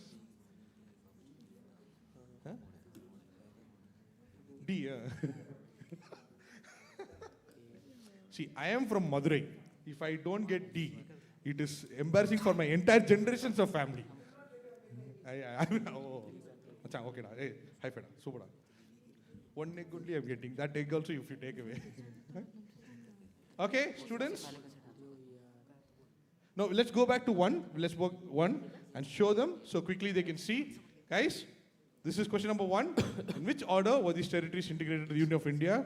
This is what integration, national integration, that's what happened. It didn't all happen at the same time. So what order? From the earliest to the last. Okay? Question number 2, we have 6 members of the Constituent Assembly and their stamps. Question number 2, 6 people and the stamps and the names have been blocked out. So their names in alphabetical order, please. Right, I'll give you another 5 seconds. And Vinay, let's go. Yes, may I have your sheet, please? Thank you. What?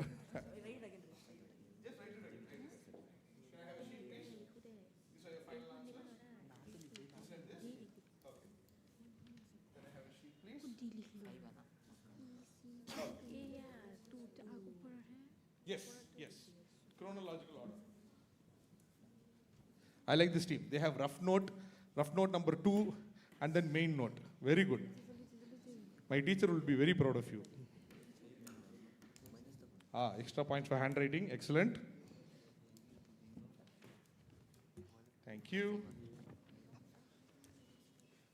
And thank you.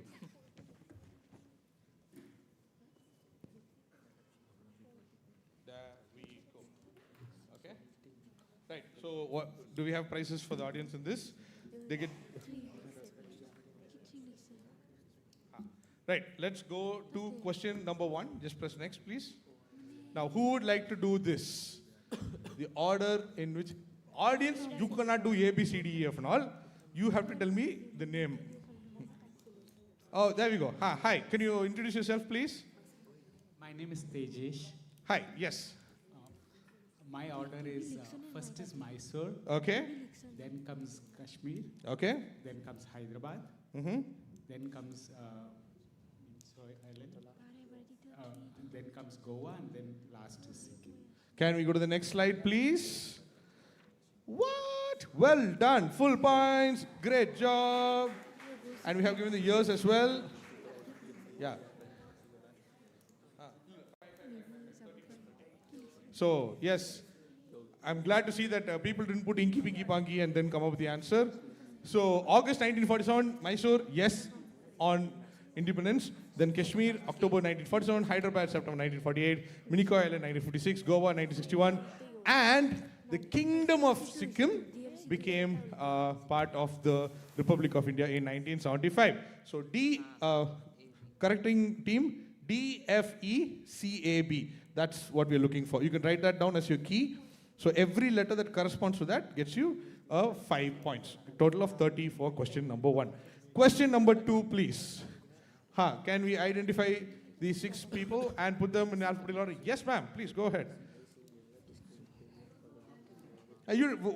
Let's see if you can identify those. A1 is Babu Jagjeevan Ram, and D1 is K. Kamraj, and C is Mohani. I don't know their full name. Okay, not bad. So you identified 3 people. E is, I think, K.M. Munshi. Who? K.M. Munshi. You think that's E? Yes. No, but he looks like somebody else you know very well. J.B. Kriplani. This is your second Kriplani answer, no? I remember this. No, but you identified 3 people correctly, so we will give you a book. Let's see if anybody can identify the other 3. I want somebody from Alsur to identify number F. Please. Somebody from Bangalore. Although we have quizzes here who will get to it. Come on. Yeah, let's go. Identify the others. No, that's Frank Anthony. That you got correctly. Frank Anthony, famous from Frank Anthony Public School, where all of your friends are somebody, everybody knows somebody who went to Frank Anthony Public School, correct? Yes, that's him. Well done. Okay, who are the other 2 people we have missed out? Okay. Well, can we have a round of applause for that lady over there? Great job. She does get it. You already have a book. It's okay. Yes. Babu Jagjeevan Ram, Frank Anthony, Hasrat Mohani is what but we do give her points. Jerome D'Souza, K. Kamraj, and how do we know Sarachandra Bose? We will come to that later. Okay, so these are the members of the Constituent Assembly. Scorers, we are looking at A, F, C, B, D, E. That's what's going on. Well done. Good job.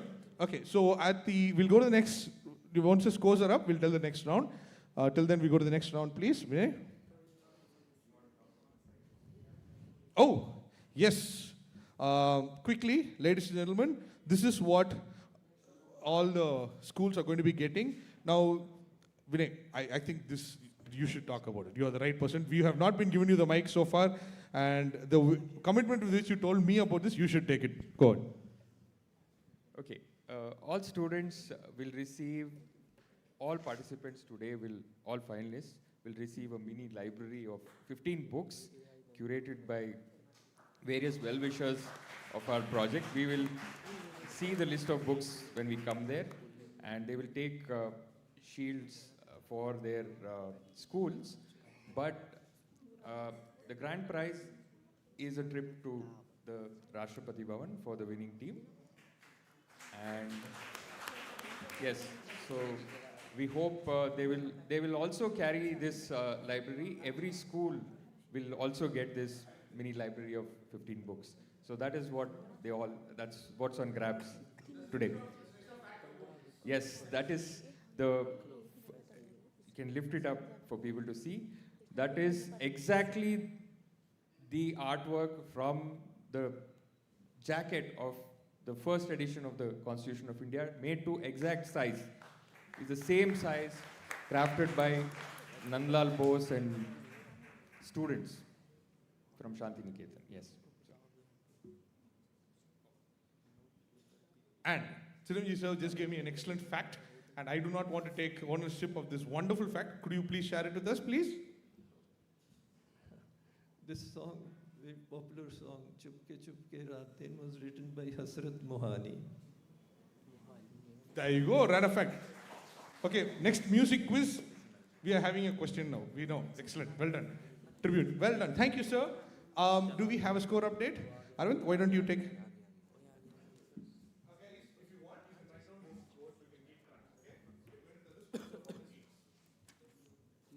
Just write on it.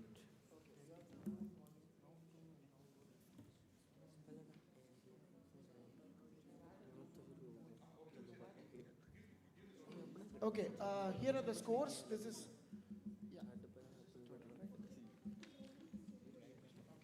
round 1 and round 2 cumulated.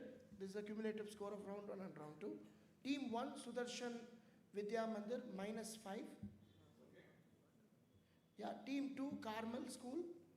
You're yet to open your account, you're on 0. Team 3, Jyoti Public School, 25 points. Well done. Yeah. Team 3, that is team 3. Team 4, Kendriya Vidyalaya, 25. Sorry, team 4 is Kendriya Vidyalaya. Team 4 is Kendriya Vidyalaya, 25. Team 5, Sri Ram Centennial School, Patna, 45 points. Team 6, Carmel Higher Secondary School, Goa, 40 points. Excellent. It's a tight quiz. We are good. Now, teams 1 and 2 and the others who have not yet caught up, this is not bad news, it's good news because we are back to pounds. Which means if you pounds even 2 questions, you're back on top. Because you get 20 plus 20, 40. Right? So try to see if you can pounds. But before that, yeah, we have an audience question. So although X is not included as a fundamental right in the Constitution of India, it protects the fundamental rights to freedom of expression and speech under Article 19(1)(a) and right to life and personal liberty under Article 21 guaranteed by the Constitution. Now, on the left, I've given you a screenshot. These are the only organizations which are exempt from X. So, what is X? This is a very, very important. Yes, right at the back. There we go, full speed. Yes, sir. Is it RTI? It is RTI. Well done. The Right to Information Act. Well done. Now we have a small video to play for you. Yes. Hello, I'm Aruna Roy from the Mazdoor Kisan Shakti Sangathan, and I'm with you all here today to celebrate your constitutional quiz. What a wonderful idea. I'm also with you all today to talk about Article 19 of the Indian Constitution, which is the right to freedom of expression, which is so vital in all our lives. We in the MKSS worked with the fundamental right to information and expanded the idea to cover the right to know all information relating to us which the government held. And how did this extraordinary idea emerge? It emerged from very poor people asking to see copies of their muster rolls and their attendance registers and the worksite issues that were held against them, and they were cheated of their minimum wages.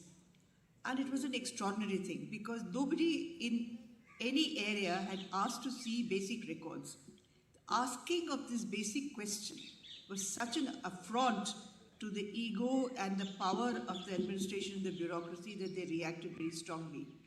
But because wages and basic living is so critically important to the life of very poor people, they could not stop this inquiry, and the desire to know information exposed extraordinary things in the initial period.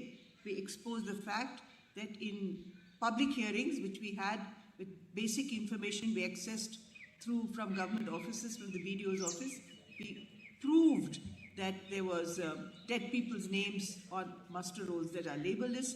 We proved that there were fraudulent bills which were filed saying that buildings had been completed when they were not completed. We exposed the kind of corruption that happens in everyday life in rural India.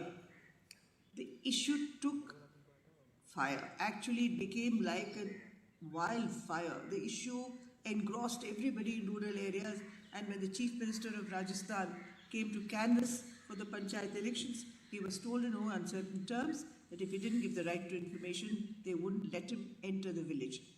It became a very, very popular movement. It went all over India. And finally, there was a huge demand from all the states of India for the right to know, which is a fundamental right of democracy. It's an amazing thing that it included every single individual in every single capacity, and everyone understood that the right to know would empower them to become better citizens, to know more, to demand justice, to demand equality, to demand freedom from oppression, freedom from exploitation. So it became an extremely popular campaign. India's right to information law, finally when it was made after a huge campaign which lasted 11 years, it was an extraordinary law. It was an extraordinary campaign, and millions of Indians took part in the campaign. Finally, before Parliament unanimously passed the law in 2005, making India an extraordinary country in the global sense of having understood the right to information. Without information, we cannot make informed choices. We cannot write examinations. We can't ask questions. We can't be good reporters. We can't ask questions. We cannot enter the area of knowledge, research, nothing. So it became very clear that this was a fundamental right, and that right had to be expanded in its meaning and scope, and the Right to Information campaign was born and it succeeded. Recently, there has been a blow to it with the DPAP. I don't have the time to tell you, but in the Digital Personal Protection Act, there's been a great assault on the RTI, and they're now trying to restrain it. But let me share one little thing with you before I go, because that's an extraordinary, important and very large area in which I don't have the time to expand on. But believe me, that fighting for rights is an enjoyable thing. If people tell you that it's a strife, it's a stress, it brings you no joy, forget about it. It's one of the most joyous things in the world to fight for a right which is yours and your neighbors and your friends, and it's a universal right. And this joy that comes from struggle and achieving is something extraordinary and unexplainable. It's inexplicable. And I want you sometime to try and fight for the next right, which will be to allow the DPAP to be rescinded, those parts of the law to be cancelled out, so that the Right to Information law again becomes a powerful law. Thank you. Thank you, ma'am. Yes, and we shall fight for our rights. And I quite like the way she said she enjoys fighting for the rights. Yes, well done. Okay, boys and girls, are we ready? This time I will go in reverse. It's a pounce, so anybody can pounce, but I will start from here, okay? So, question number 1, right?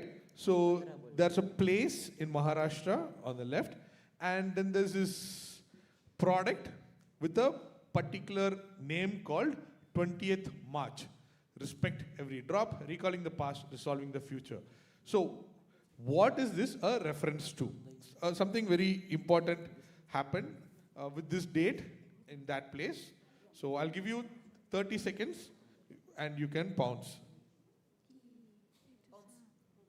Okay?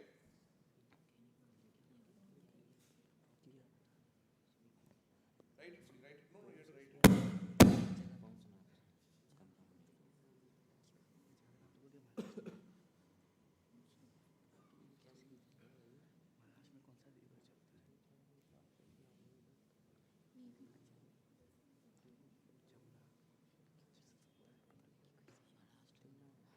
Okay, we have 1 pounce, and anybody else?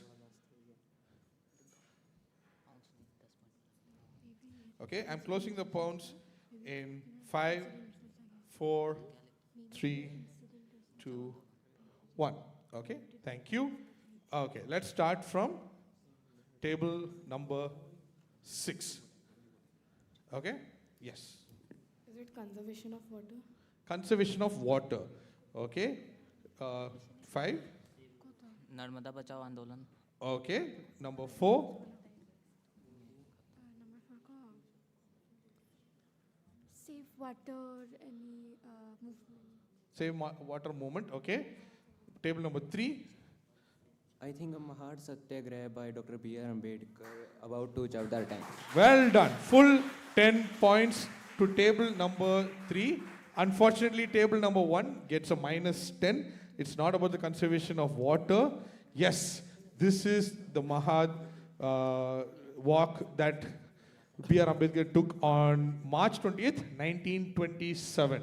And that's what it refers to. Well done, table number 3. Good job. They waited and got it. Yes, that is Mahad. That's the exact tank. Yes, that's the exact tank where you written all the details. You got everything. He had all the details on the paper. Huh? Okay. Why don't you give us more information in the mic? I see the Dr. B.R. Ambedkar movie, and he mentioned that Mahar Satyagraha, Dr. B.R. Ambedkar about to Chavdar tank for Dalits to take water from this tank. Well done. Can we have a round of applause? Dalits, or as they were known at that point of time, untouchables, was what he did, and that is a wonderful moment. Thank you. Well done, table number 3. Right. Question to table number 2 now. Now, I want you to identify that person on top, the first silhouette. Okay. Now, that person is a lady. Okay. And you have 2 daughters and 2 granddaughters. So, now I'm going to give you a clue. Okay. We're going to slowly build up the family tree, so that will help you reach there. Wait. Okay. No, pounds. We'll take the pounds after the first one. So that is Subhashini Ali on the left. That's Mallika Sarabhai on the right. Okay. Now pounds open for 10 seconds. Do you know the name of the lady on top? It's a silhouette. No pounds? Okay. Let's reveal the next line and then see Lakshmi Segal and Mrinalini Sarabhai. And pounds closes in 5, 4, 3, 2, 1. Now, obviously, Constituent Assembly is what we're looking for, somebody part of it. And this is from another book, which has also been given to the kids. So, pounds closed. So, direct to question, table number 2. Okay, I'll give you a clue, everybody. We are looking for somebody from the Constituent Assembly, and it's a lady. Okay, so it's a very small number of people that you should be aware of. So, table number 2, direct question to you. Durgabai Deshmukh. Okay, table number 1. Go ahead. Guys, it's a pass, so you can't have much time. Go ahead. Haley, bro. They're playing secrets between themselves. I know you're discussing, okay? Okay, you know what?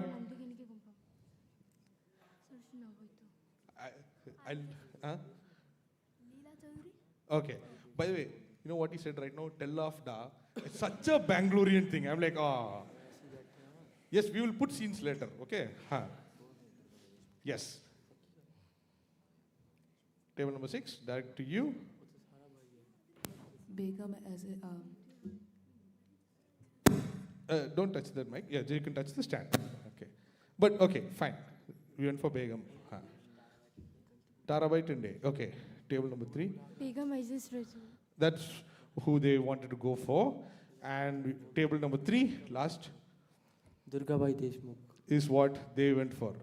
Okay. Audience. Yes, ma'am. Hi. That was quite fast. Ma'am, in the mic, please, so that everybody knows. Ammu Swaminathan. May we have your name, please, first? Ammu Joseph. That was lovely. Well done. Yes, Ammu Swaminathan is who you're looking for. Any relation, ma'am? We are all strong. Thank you so much. That is Ammu Swaminathan. And what a family tree are we looking at? That is fantastic. So, boys and girls, the answer we were looking for was Ammu Swaminathan. Okay, so next goes to table number 1. Again on pounds. So this is Ted Nash. He won the 2017 Grammy Award for his album Presidential Suite, 8 Variations on Freedom for Best Large Jazz Ensemble Album, and the Best Instrumental Composition for the composition Spoken at Midnight. Now, what is the connection to the Constituent Assembly of India? So this is a Grammy Award winning album from 2017. What is the connection to the Constituent Assembly of India? I'm looking for a phrase. It's a phrase. Okay? Okay, any pounds? Pounds closes in 10, 9, 8. Okay, write it down.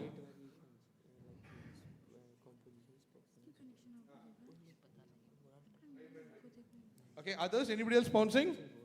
No? Okay, pounds closed in 3, 2, 1.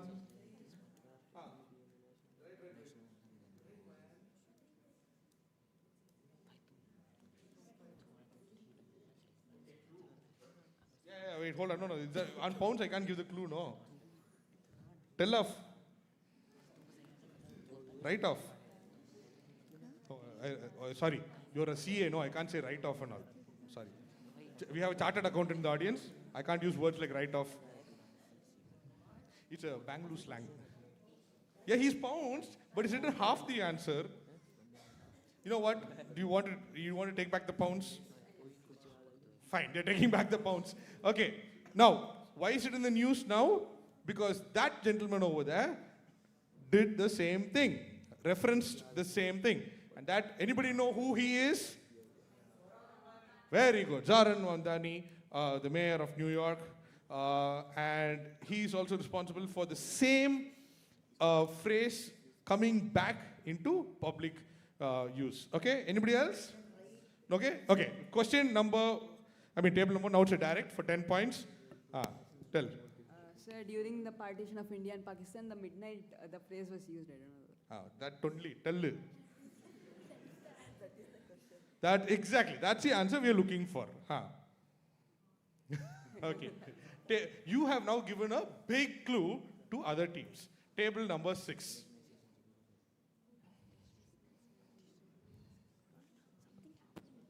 No? Okay. Teams, for a future quiz, I'll give you a small tidbit. Always listen to what the other teams are saying. Okay? Don't repeat the same answer. And depending on the quizmaster's reaction, you know that somebody is getting closer and closer, or warmer to the answer. Okay? Just a tip for you, for use in the future. Okay? Table number 5. No? Table number 4. Okay? Table number 3. You guys are going to get lucky, I have a feeling. You're passing. Table number 2. Table number 1. You managed to luck it out. But wait. I'm going to turn it to the audience. They will tell the phrase. Okay? And then we'll see your reaction and tell you how many points you're going to get. Okay? Okay. There's so many people. Let's go to somebody who we've not come to so far. Hi, that lady right at the back. Hi. Just the your name and just the phrase, please. Shweta and Tristan of Destiny, with Destiny. That's all I wanted. Thank you so much. Good. Well done, Shweta. And you know what? We'll give them points. They had everything except the name of the phrase. Okay, we'll give you 10 points. Take it. Well done. This is the Tryst with Destiny. Jawaharlal Nehru's speech at midnight. Oh, do we have... Jawaharlal Nehru, Indian Constituent Assembly, New Delhi, India, August 14th, 1947. Long years ago, we made a tryst with destiny. And now the time comes when we shall redeem our pledge, not wholly or in full measure, but very substantially. At the stroke of the midnight hour, when the world sleeps, India will awake to life and freedom. A moment comes, which comes but rarely in history, when we step out from the old to the new, when an age ends and when the soul of a nation long suppressed finds utterance. The appointed day has come, the day appointed by destiny, and India stands forth again after long slumber and struggle, awake vital, free, and independent. The past clings on to us still in some measure, and we have much to do before we redeem the pledges we have so often taken. Yet the turning point is past, and history begins anew for us. The history which we shall live and act and others will write about. It is a fateful moment for us in India, for all Asia and the world. A new star rises, the star of freedom in the east. A new hope comes into being, a vision long cherished materializes. May the star never set and the hope never be betrayed. And this won the 2017 Grammy Award for Best Jazz Ensemble, which technically makes Jawaharlal Nehru the first Prime Minister to win a Grammy Award.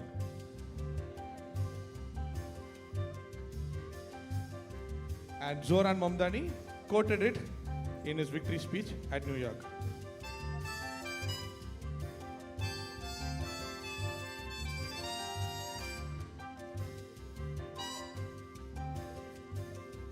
Right, so 10 points to table 1, well done. Question number 4. C. Subramanian's son, then just a boy, had to give up his cricket playing field to help his father prove that the new X would work in India.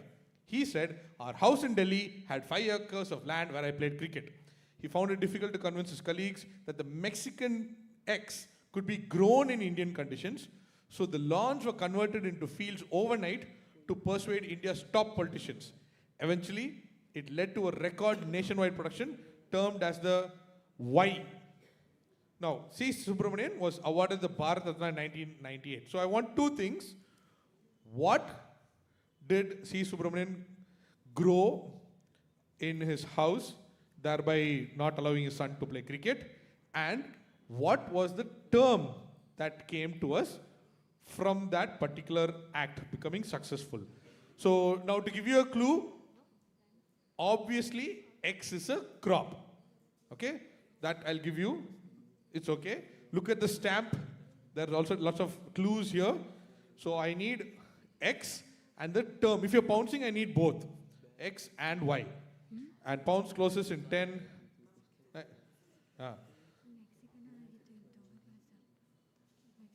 Okay. Table 1 has pounced.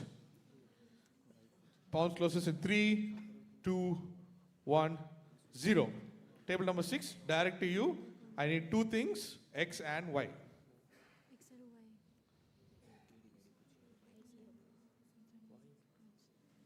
Go ahead, we don't have much time. Spices. And what's the term because of that? No? Okay. Table number 5. Cabbage and Green Revolution. Table number 4. Corn and? Sorry, I didn't hear that. Yellow Revolution. Corn and Yellow Revolution. Okay, table number 3. Harit Kranti, I think. Harit Kranti. Green Okay. Revolution, Green Revolution. And what is the X? No, sir, only I know. No, so just name a crop. That's all we want. We don't have much time? No? Okay. Table number 2. We know only the crop's name, wheat. And the name of the term? You can say whatever, if you had listened to what the others are saying. Yellow Revolution. Yellow Revolution. Okay, cool. So it was your question, right? Now, first of all, -10. They got it wrong on pounds. Audience, I think you can put together the answer. Right at the back, yes, sir? That is the right answer. So let's do this first. 5 points to Sriram Centennial School for being the first to say the word Green Revolution. And 5 points to Carmel School Steel for saying wheat. But instead of Green Revolution, they said Yellow Revolution. You just had to repeat what they would have said. You would have got full 10 points. Well done. So the answer is wheat and the Green Revolution. And he denied his son his cricket practice so that we could get the Green Revolution. And a member of the Constituent Assembly as well. Right, next question please. So, this is a very strange map which till just few years back was something that was unique to India in the world. Some parts of India and Bangladesh tasted freedom for the first time only on July 31st, 2015, after the 100th Constitutional Amendment of India. The X or Y, depending on which language you use the term from, it means pockets of land surrounded completely by the sovereign territory of the neighboring country. Now, both of them were released from the curse of forced passivity in 2015, which was 68 years after the partition of India. Now, because of this, some Bengalis changed their nationality 3 times or even more since the partition without moving. They are still in the same place, but their nationality has changed because of this very weird, interesting geographical uniqueness. So what is a word that is given to this? Okay, I need either in English or in Hindi. Anybody sponsing? No? Okay, so it's a direct to team number 1. Don't know? Pass. Okay, table number 6. It's a very interesting, you would have seen it. Actually, I've seen some reels about it. It's quite interesting. I need a specific word. No? Table number 5. Pass. Table number 4. Okay, so you're going for Sikkim as a state. Okay, table number 3.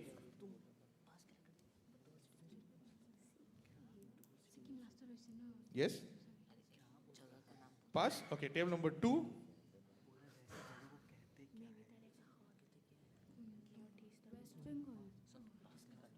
Okay, that's a state. Okay, let's go to audience. Yes. Wait, let's see if somebody who's not answered so far, if we can give it to someone else. No? Okay. I didn't get what? Tripura. No. We're not looking for a state. Yes, sir?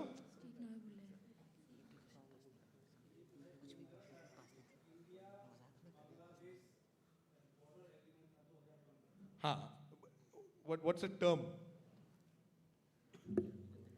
What are the areas called? What are those called? Naam hai. Take.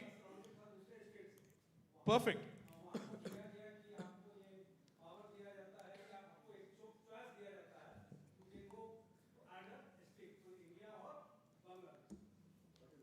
But we're looking for a particular term. I'll give you the book, but what is the term? Anybody else? Anybody else wants to go? Yes, ma'am. Is the right answer enclave is what we are looking for, Chitmahal or enclave. So, very interestingly, enclaves are present all over the world where you have one part of the country completely surrounded in another part of the country. But India and Bangladesh had the first and so far only third order enclave. There's one small part of India surrounded by Bangladesh, which was inside India, which is again surrounded by Bangladesh. So you had to go through 2 lines of border, national borders, to go to that particular enclave, and the whole thing changed just now in 2015. So well done. Okay, next question goes back to you guys.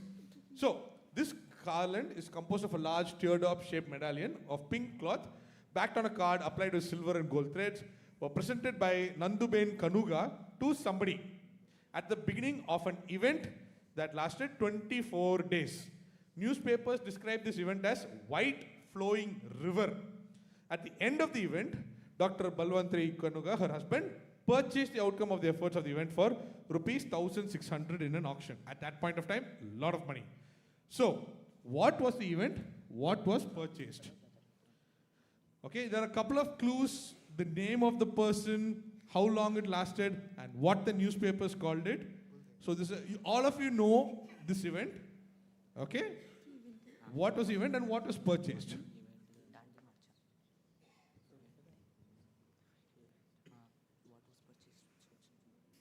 This one. No, I'm waiting for a pounce. There's no pounce? Okay, cool. If there's no pounce, I'm giving you one more clue. So, this was a very famous event in Indian history. Okay. X has already appeared in the quiz, but not as an answer. Okay. Actually appeared twice in the quiz already. Right? Now, what was purchased at the end, right, is something that X was fighting for, saying that we have to do it ourselves. We can do it ourselves.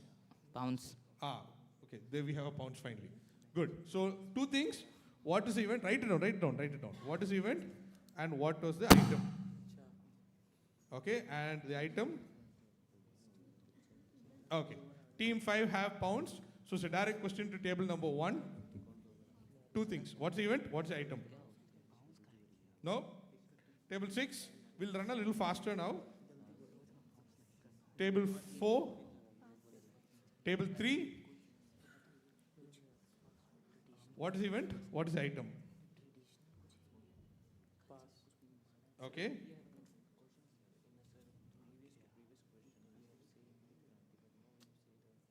But you were, before you somebody else said, you were not the first one to say it. Yeah, table number 2. Okay, so that goes to the audience. Yes, ma'am. And? Well done. May I have your name? Sorry. Anupama. Well done. And that's a perfect pounce by table number 5. They get plus 20. And see that picture? That picture actually shows the actual, that garland which we just showed to you. So, Dandi March and salt was the answer. 20 points to table number 5. So this is the beginning of the Dandi March. Yes. Well done. Let's go. Okay, so we're in the next round. This will go on fast. So everybody, this is a written round. Yeah, okay? Everybody take out your piece of paper. Okay? This is going to be, we are going to give you 6 scenarios. And there will be 2 options. Is it constitutional or not constitutional? Okay? That's all. Is it constitutional or not constitutional? You just now itself put the numbers 1, 2, 3, 4, 5, 6. Already just write it down. And next to it, you just have to write constitutional or capital N-O-T constitutional, which is not constitutional. 10 points for the correct answer. Okay, now we have an audience question. Now audience extra, you also have to tell us why it's not or why it is constitutional. A law is passed saying that people cannot peacefully protest or express disagreement with government policies in public places. Now, how many of you think this is constitutional? Put up your hand. Okay, I'm not agreeing. It's not like, I'm just showing you what you can do. But it's nice to see that nobody's put up the hand. Okay, how many of you think it is not constitutional? Put up your hand. Whoa, full house. Well done. Democracy wins. You are all right. It is not constitutional. Okay. Now, audience, I have another question for you. This is a lovely picture from LiveLaw.in. In the interest of justice, fundamental right of holding peaceful protest is a basic feature of democracy. The Karnataka High Court said this. So, audience, who passed this judgment? Exactly! The man is right here. Yes. Justice Oak was the one who passed the judgment. Well done. And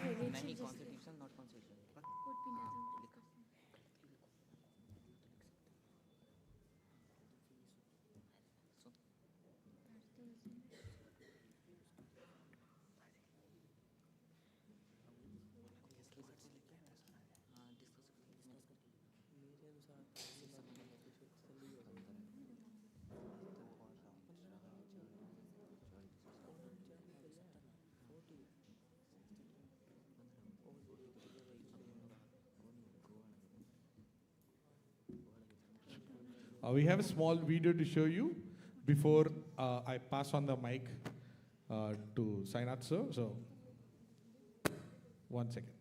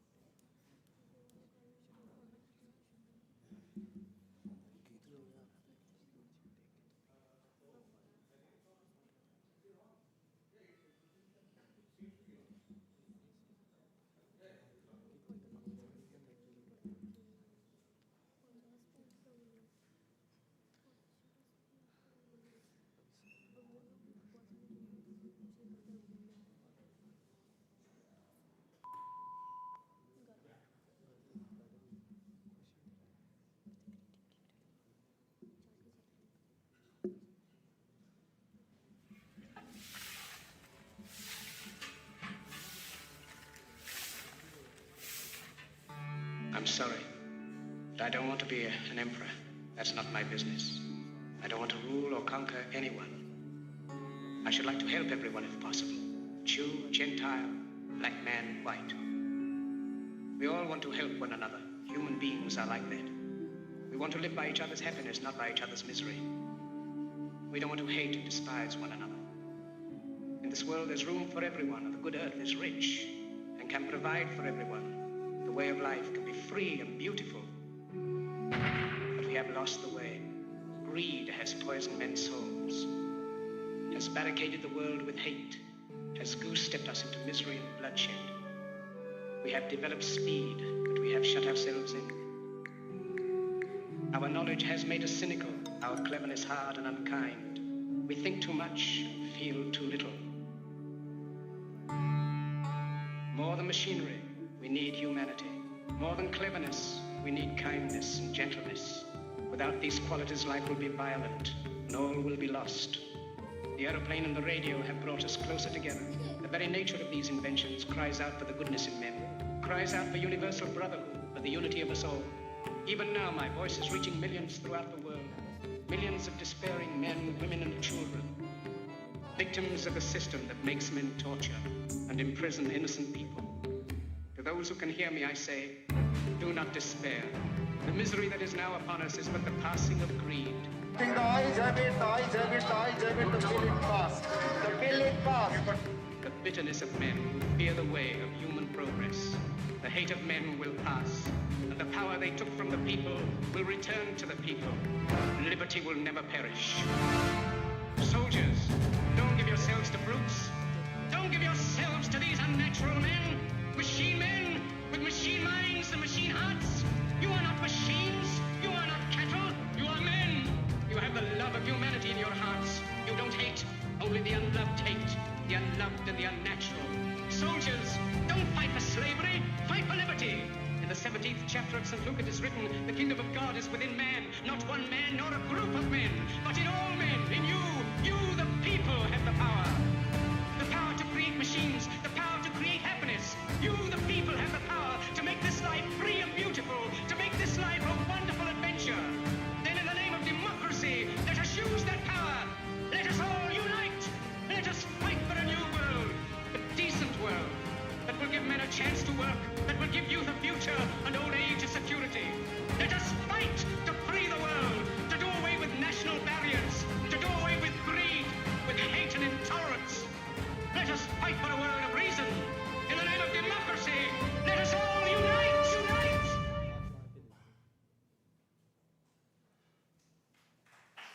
Check. That was a speech, actually the only speech in the entire movie by Charlie Chaplin. And now I'd like to hand over the mic to Sainath.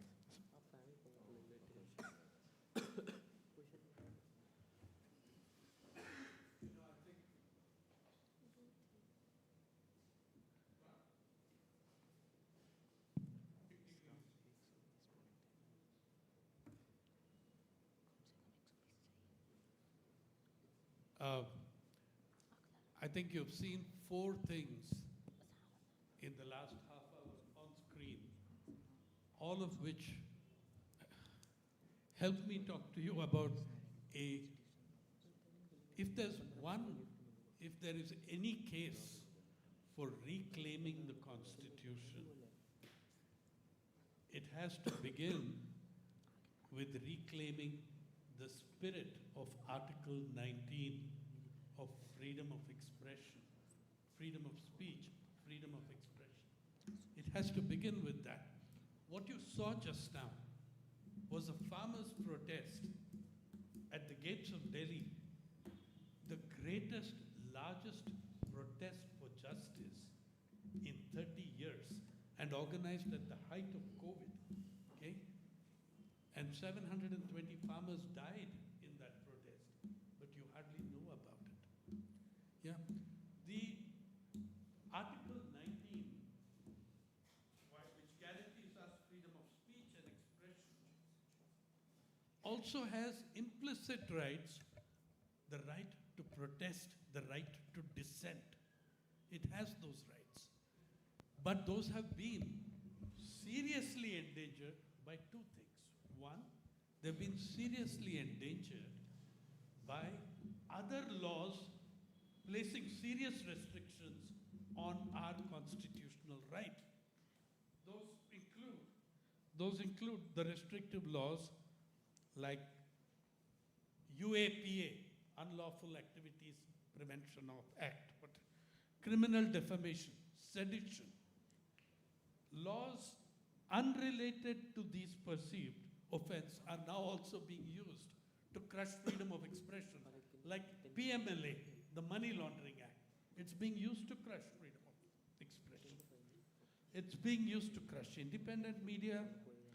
You know, in the journalistic fraternity, we have a saying, there's no problem of freedom of speech in India. The problem in India is freedom after the speech. And there are people sitting in jail 5 years, 6 years for a speech they made, without the first hearing of their trial on charges that were, by the way, laid 3 years after they were in prison. Yeah. So if anything needs rescuing, it's that spirit of Article 19. The other things that you saw, this itself is this is another thing that you saw on the screen. The use of sedition, the use of anti-national. Do you remember about half an hour ago, you saw the portrait on the stamp of Hasrat Mohani. Hasrat Mohani was the man who coined the great slogan, the rallying cry of the freedom struggle, Inqilab Zindabad. Just 3 years ago, the Delhi High Court ruled, in a judgment, observed that Inqilab Zindabad can be an anti-national and seditious slogan. This is coming about the slogan that was the rallying cry of the freedom struggle of this nation. Yeah. So your Article 19, in my sense, is seriously in trouble. And if we allow those other restrictive laws to continue, if we allow the curbing of freedom, coming back to the farmers, do you know that, what were they protesting about? They were protesting about 3 laws, you know that. No newspaper, no mainstream magazine ever carried the full text of those laws for readers to decide by themselves. No newspaper or magazine carried. I'm proud to say that in independent media, we were one of those who carried the full text of those. The other thing is to use institutions to chip away and create an atmosphere of intimidation, of rising fundamentalism, and the crushing of independent media People have been in jail for 5 years, 3 years, who have belonged to independent media. Would you believe that in the history of British India and post-independent India, 2023 saw the largest raid and crackdown on journalists in Indian history, when 46 of them had their houses, picketed at dawn, entered at dawn by the police. So what are we going to do about it? What should we be thinking about it? Yeah? How do you talk about freedom of expression when the media, the institutional corporate media, themselves exercise censorship? Does freedom of expression belong only to those who own the press, or does it belong to the journalists as well? In the course of COVID, do you know one of the great things, and I salute the government for doing that, when COVID came up, the government of India declared media as an essential service, which is a wonderful thing. First time it was done, because it means, what does essential service mean? It means that you are protected, your job is protected. You cannot, in the middle of a wild blaze of arson, retrench half the fire brigade, right? But would you believe, in the first 20 months of COVID, the media laid off 3,500 journalists and never once mentioned it. They never mentioned, the newspapers that did that never said, we are sacking so many journalists. There was a subcommittee of the Press Council to go into this, of which I was a member. When we wrote to the newspapers asking them for information, they replied, their lawyers replied to us, you have no locus standi. You approach labor tribunal. That is not. So in fact, they're saying freedom of expression is not about journalists. Yeah? That is the right of the Malik, of the owner of these places. 750 journalists at least died during COVID, mostly their own newspaper groups. They were stringers, never even reported their deaths. Okay. So who does freedom of expression belong to? It belongs to the people of India. Yeah? And there, in Article 19, you need to reclaim that spirit, that it includes protest, that it includes dissent, and what your role in that is to be is best summed up by, you need to assert your freedom of speech. You need to assert that this is my right under the Constitution. I will not be silenced. That happened during the CAA agitations, when so many young people, including of your age, stood out at the schools and the colleges and read out the preamble of the Constitution, right? As one German writer of yesteryear put it, the duty of every citizen in a democracy is to never shut up. Thank you. Absolutely. Thank you, sir. Thank you so much. And with that, let's head to this. So, 6 situations. All you have to do is write if it's constitutional or not constitutional and submit the paper. Okay? Okay. Yeah.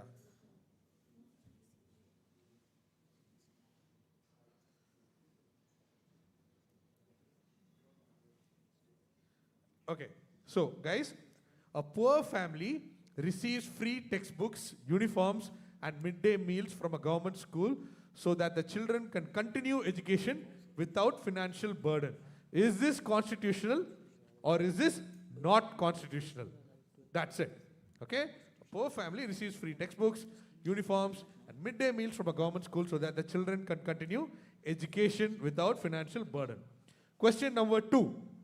In a village, the local council announces that boys will be allowed to study science and mathematics after class 8, but girls must choose only arts or home science subject. Is this constitutional or not constitutional? Okay? Question number 3. A new school rule says that all students must follow only one type of morning prayer based on the religion followed by the majority of the students in that school. Students from other religions are told they can stay silent but must still attend the prayer. Is this constitutional or not constitutional? Question number 4. During a sports competition, students from different regions cheer for each other even when their own team loses, celebrating everyone's effort and teamwork, like yesterday's Arsenal fans. Question number 5. Students belonging to communities which have faced social oppression for many centuries are provided reserved seats in educational institutions. Is it constitutional or not constitutional? And finally, during a school election for student council, teachers select the winners directly, saying students are too young to make good choices through voting. Is this constitutional or not constitutional? Now, what we're going to do is quickly go back and run through all 6 so that you can check. So the first one, guys, look at it, read it. Audience, we'll do the same thing. Put up your hand, voting method. We'll see how much democracy works here. Question number 2. Okay, it's about boys and girls studying. Question number 3 is about attending morning prayer. Question number 4 is about cheering each other. Question number 5. This is about providing reserved seats in educational institution. And finally, question number 6, where teachers select the winners directly. Can I have the sheets, please? Thank you. Table 1, table 2, table 3. Go to the next slide. It's okay. Table 4, table 5. Okay. And table 6. Okay, it's 10 points per correct answer. Okay, let's go. Audience, come on, let's do this. A poor family receives free textbooks, uniform, and midday meals from a government school so that the children continue education without financial burden. How many of you think it is constitutional? Please raise your hand. I don't even need to ask. Yes, you are right. Can we click on that, please? Well done. So first answer is constitutional. Question number 2. In a village, the local council announces that boys will be allowed to study science and mathematics after class 8, but girls must only choose arts or home science subjects. How many of you think it is constitutional? Put up your hand. Aha, fooled you. You thought I'll say not constitutional, right? How many of you think this is not constitutional? Excellent. First one, nobody lifted up your hand. Well done. Good job. Question number 3. A new school rule says that all students must follow only one type of morning prayer based on the religion followed by the majority of the students in that school.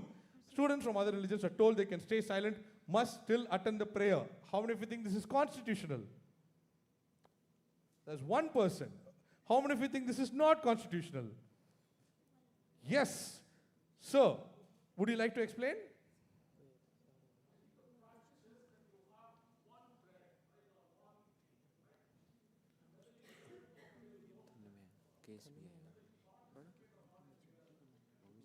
Okay, sir.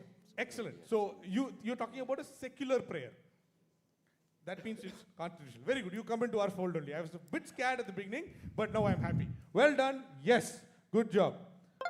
4.4, guys. During sports competition, students from different regions cheer for each other, even when their own team loses, celebrating everyone's effort and teamwork. Is this constitutional? Yes.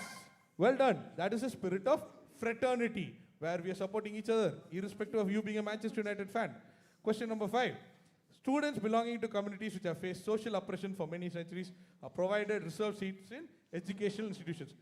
Is this constitutional? Put up your hand. Well done. That's a majority. This is about justice on a social level. And finally, question number 6. During a school election for student council, this happens way too often. It's not even hypothetical. Teachers select the winners directly, saying students are too young to make good choices. Is this constitutional? Are there no teachers here?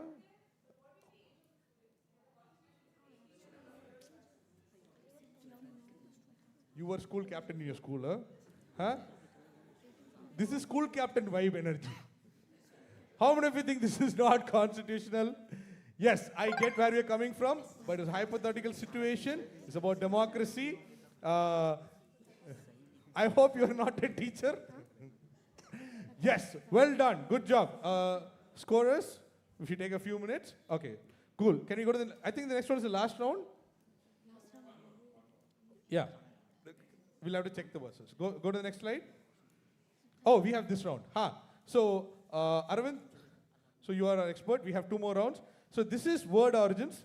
Teams, there are 6 questions where I'll show you the etymology of a word from the Constitution. That is how a word came into being from Latin, Greek, French, like that. Okay? You have to tell me the exact word. This is, again, we'll make it a written round, so it's fast. Okay? So it's a written round. Everybody, So we'll +5. Don't worry. Now, here's the thing. If you think this is tough, okay, so you write it down first. It's like a pounce. If you write the word correctly, you get +10 points. If you don't, we can ask the expert. So we'll ask Arvind. He'll give an extra clue, but then you'll get only 5 points out of it. But you have to show me first. If you showed it first, 10 points. If they show it to me after you've given them a clue, it's only 5 points. Okay? Now, before that, we have an audience question. Go for it, please. Yes, so this is the origin. Audience, this is from 15th century French via late Latin and Greek. Means the people, and yes, yeah, that's as simple as that. You can shout it out.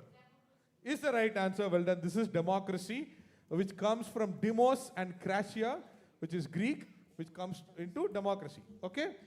Guys, understood this? You see that on top is an etymology chart. Okay? You'll see the origins. We will have blanked out the important bits. You have to just say the word. Understood? Okay. Question, can you write table number 1 and all on top? Well done. Okay, question number 1. Italian dash della novità, which means a half penny worth of news, and which comes to us from directly from French. So, which means that we use it as a word from French, which is called a loan word. Now, to give you a kind of a clue, there's a picture on the right, which should help you understand if this thing comes to your house, this is how it would look. Okay? So what word you're looking for specifically? Nobody's going for 10 points? Okay, let me give you a mic. Let's ask the expert. Yeah, this is my clue. These officers, is my voice audible? Yeah, these officers serve as authorized witnesses, perform administrative duties, and are key for official verification processes. Nice clue. What kind of officers are they? That is a word which will lead to this. Yeah, he's given a clue, tangential clue. Anybody writing? If you're writing it down, please put up your hand. Arvind, can you repeat that? Yeah. These officers serve as authorized witnesses, perform administrative duties, and are key for official verification processes. Yeah. That image on the right, we can see different types of verification there. Yeah. The root word will come from that. Yes. And there are lots of people who'll see this green ink and be like, Appa, we've got that sign. My mother and father went through this, I know. Okay, nobody's bouncing? Okay, I think we can go for the audience and ask. Let's finish it off. All right, let's go to somebody who's not answered anything so far. Right at the back, at the very last. Yes, hi. Notary. No. Yes, sir. Gazette is the right answer. We'll go to Gazette. So the word we're looking for is Gazette. So Gazzetta della Novità is a half penny worth of news, and a Gazette, the Gazette of India. Good clue, Aravind. Well done. Okay, question number 2. In 2017, this is a clue. A 7-judge constitution bench declared this practice to be unconstitutional. The judgment concluded that re-promulgation of dash is a fraud of the constitution and a subversion of democratic legislative process. And what is that word? It comes from Latin, which means put in order, and it ends with the English word which means arrangement in ranks. Arrangement in ranks, which has been used since Middle English, which is around 15th century, 16th century English. From then, it hasn't changed. Okay? Nobody's pouncing? Okay, ask the expert. So here's the clue. Article 123 of the Constitution grants the President certain lawmaking powers to promulgate these.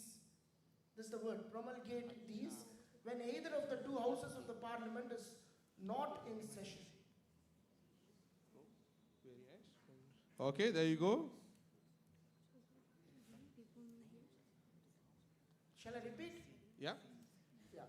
Article 123 of the Constitution grants the President certain law-making powers to promulgate these when either of the two houses of the Parliament is not in session. Yes, we have table number 6 for 5 points. And they get it right. Well done. Good job. The very first answer, it's ordinance. Well done. Carmel High Secondary School, Goa. It's ordinance, arrangement in ranks of Middle English. Well done. Question number 3. The Constitution is but a massive footnote to the dash. Lovely quote by Professor Upendra Bakshi. So this comes from Latin, which means going before. If you add that word, if you add US to that word, it means going before. And the word has UM in medieval Latin, ULE in Old French, and now what is that word? It simply means going before. And that quote is absolutely brilliant. The Constitution is but a massive footnote to the dash. Anybody going? No pounds? No? Oh, put your hand up nicely so that we can see. Okay, write it down. Is the right answer full points without asking the expert. So table 3 gets 10 points. Arvind, I know you did homework and all, so why don't you give the clue anyway? I didn't have a clue for this. It was too easy. Yeah, The only it's... clue I had was you saw this everywhere. No, yeah. See, I would have been just like, you want a clue? Look at me. And if you want it in Kannada, you can look at the back. Yes. Yes, this is a preamble. Well done. Question number 4. Yeah. In Latin, it means super or above. And then in Old French, it was this word which comes to us from Middle English. And it's a direct word that is used to describe that picture. What word is this? I won't give a clue because the expert will have a clue, obviously.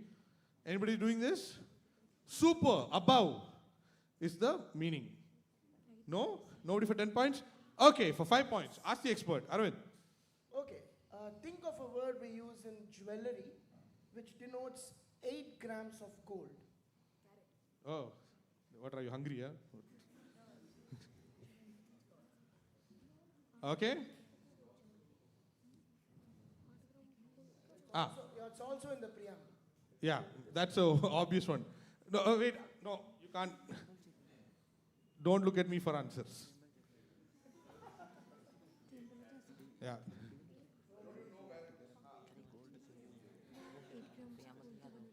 Okay, anyone? No? Audience? Wow, well done. We have an answer. This is. I told you, Dan, means you have to tell me. Sovereign is the answer. Very good. Okay, next question. Question number 5. This comes from the Latin word which means to establish or appoint. And you had an IO in Latin, a TE in English, and now we have something from Middle English. Okay? And there's a picture on top to help you arrive at the answer. Anybody pouncing for 10 points? No? Okay, over to the expert. Arvind? Yeah, you're pouncing? Are you pouncing? No, okay. So the picture there on top, right? The picture is the San Marino, which is the oldest written form of its kind. Very good. Is in picture. That is? The oldest written form of its kind. Yeah, it's an example of the answer. And as Arvind said, it's the oldest written form of this. Oh, okay. Yeah. There's no negative, so you can just write it down. Republic. Sir. Okay, not republic. You can't have a written republic. Anybody else? No? Okay, audience, who would like to go for this? Is the right answer. Well done. Constituer, constitutio, constitute, and then we have constitution, and the San Marino Constitution is the world's oldest written constitution. Well done. Last question. Thank you for showing this. This comes from the Latin word -re, which means to vow, or from Latin, which means a vow or a wish. And now we get it from late Middle English.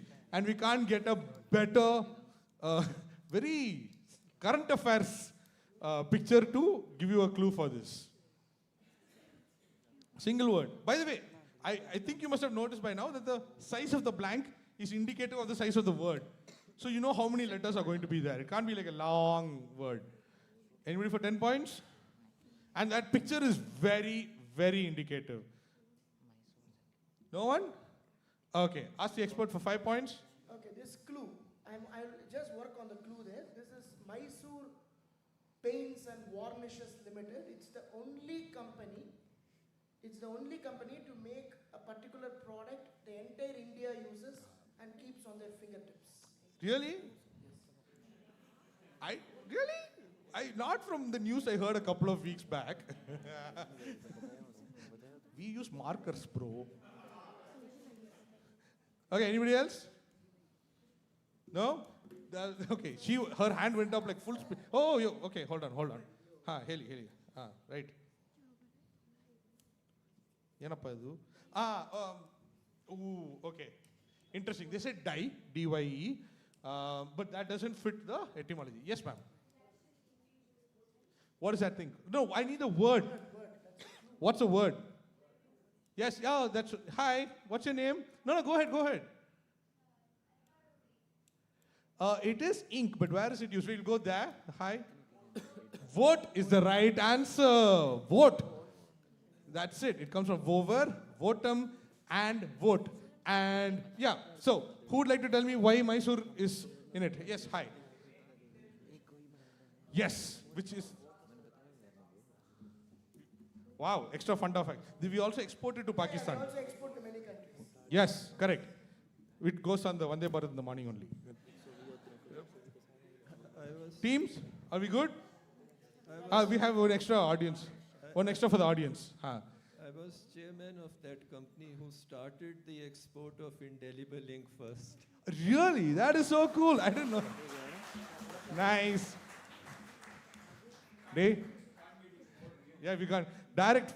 We're getting lots of facts for the next quiz. None of you should participate in the next quiz, okay? One more trivia. Yenappa, this is audience question, appa.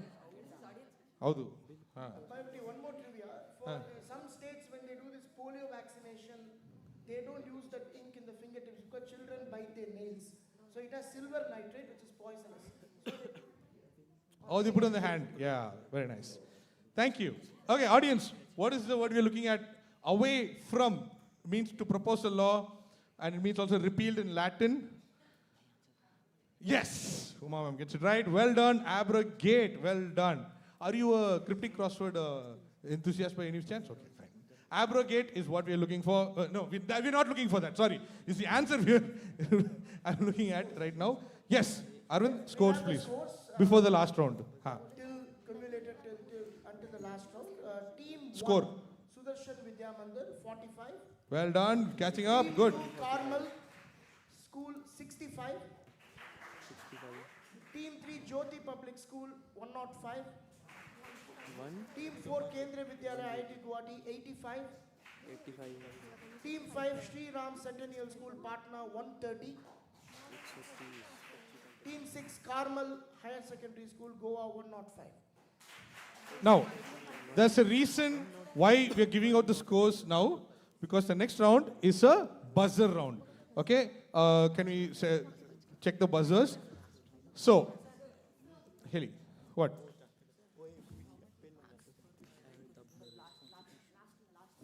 Previous one now. 10 or 5? We haven't done that. We are still, the constitution, not constitution, the scores are not, that's how this added? It's added. It's cumulative score. It's a cumulative score. Right. Okay, first of all, let's just do this. Ajit, ready? Yeah? Okay, team 1, gently, you don't have to, this is not a news channel, so slowly press. Very nice. Reset. Team 2. Very nice. Reset. Reset. Just slowly you have to press. Okay, I'll tell you and you press. Team 4. Well done. Reset. Team 5. Well done. Reset. Team 6. Okay. Now we'll do a quick thing. Okay. I'll just, all of you, just keep it in your hand. Okay. I'll go 3, 2, 1. All of you press at the same time, so you'll know how it looks when one person has pressed first. Okay. 3, 2, 1. Press. Okay. So they were the first to press. So your light will stay on. So I know that the question goes to you. No, I can see it. I can see it. So 6 questions, plus 10 for the correct answer, minus 5 for the wrong answer, no passing. So if you get it right, plus 10. If you get it wrong, minus 5. After that, audience have a go at it. Now I'll give you one thing. Okay. Our constitution picks up all its bits from different parts of other countries' constitutions. Okay? So that is the clue for you. But before that, may we receive from all sides such noble thoughts that are unsuppressed, unobstructed, and reveal unknown truths. And the question is who? Yeah, next slide. Sorry, guys, it's not for you. This is for audience question. Okay? This is for audience. X was a member of the Constituent Assembly of India and translated Gulliver's Travels as Gulliver ni Musafari, and the Adventures of Pinocchio as Bavla na Parakramo, as well as other European classics into Gujarati, adapting them to Indian context. At the Human Rights Commission, where X also chaired the working group on the implementation of Human Rights Convention, X insisted that the UDR-HR should not be aimed at UN member states alone. They went on to live till the age of 97, and finally in 1995, unfortunately passed away. So who is this person we are talking about? Very important person who was a member of the Constituent Assembly. One of the few, I'll give you a clue, women, yes. Yeah, well done, there you go, full points to you. This is Hansa Mehta. Now, may I pass on the mic? Hi, we have Ashwini here, do you have a mic here?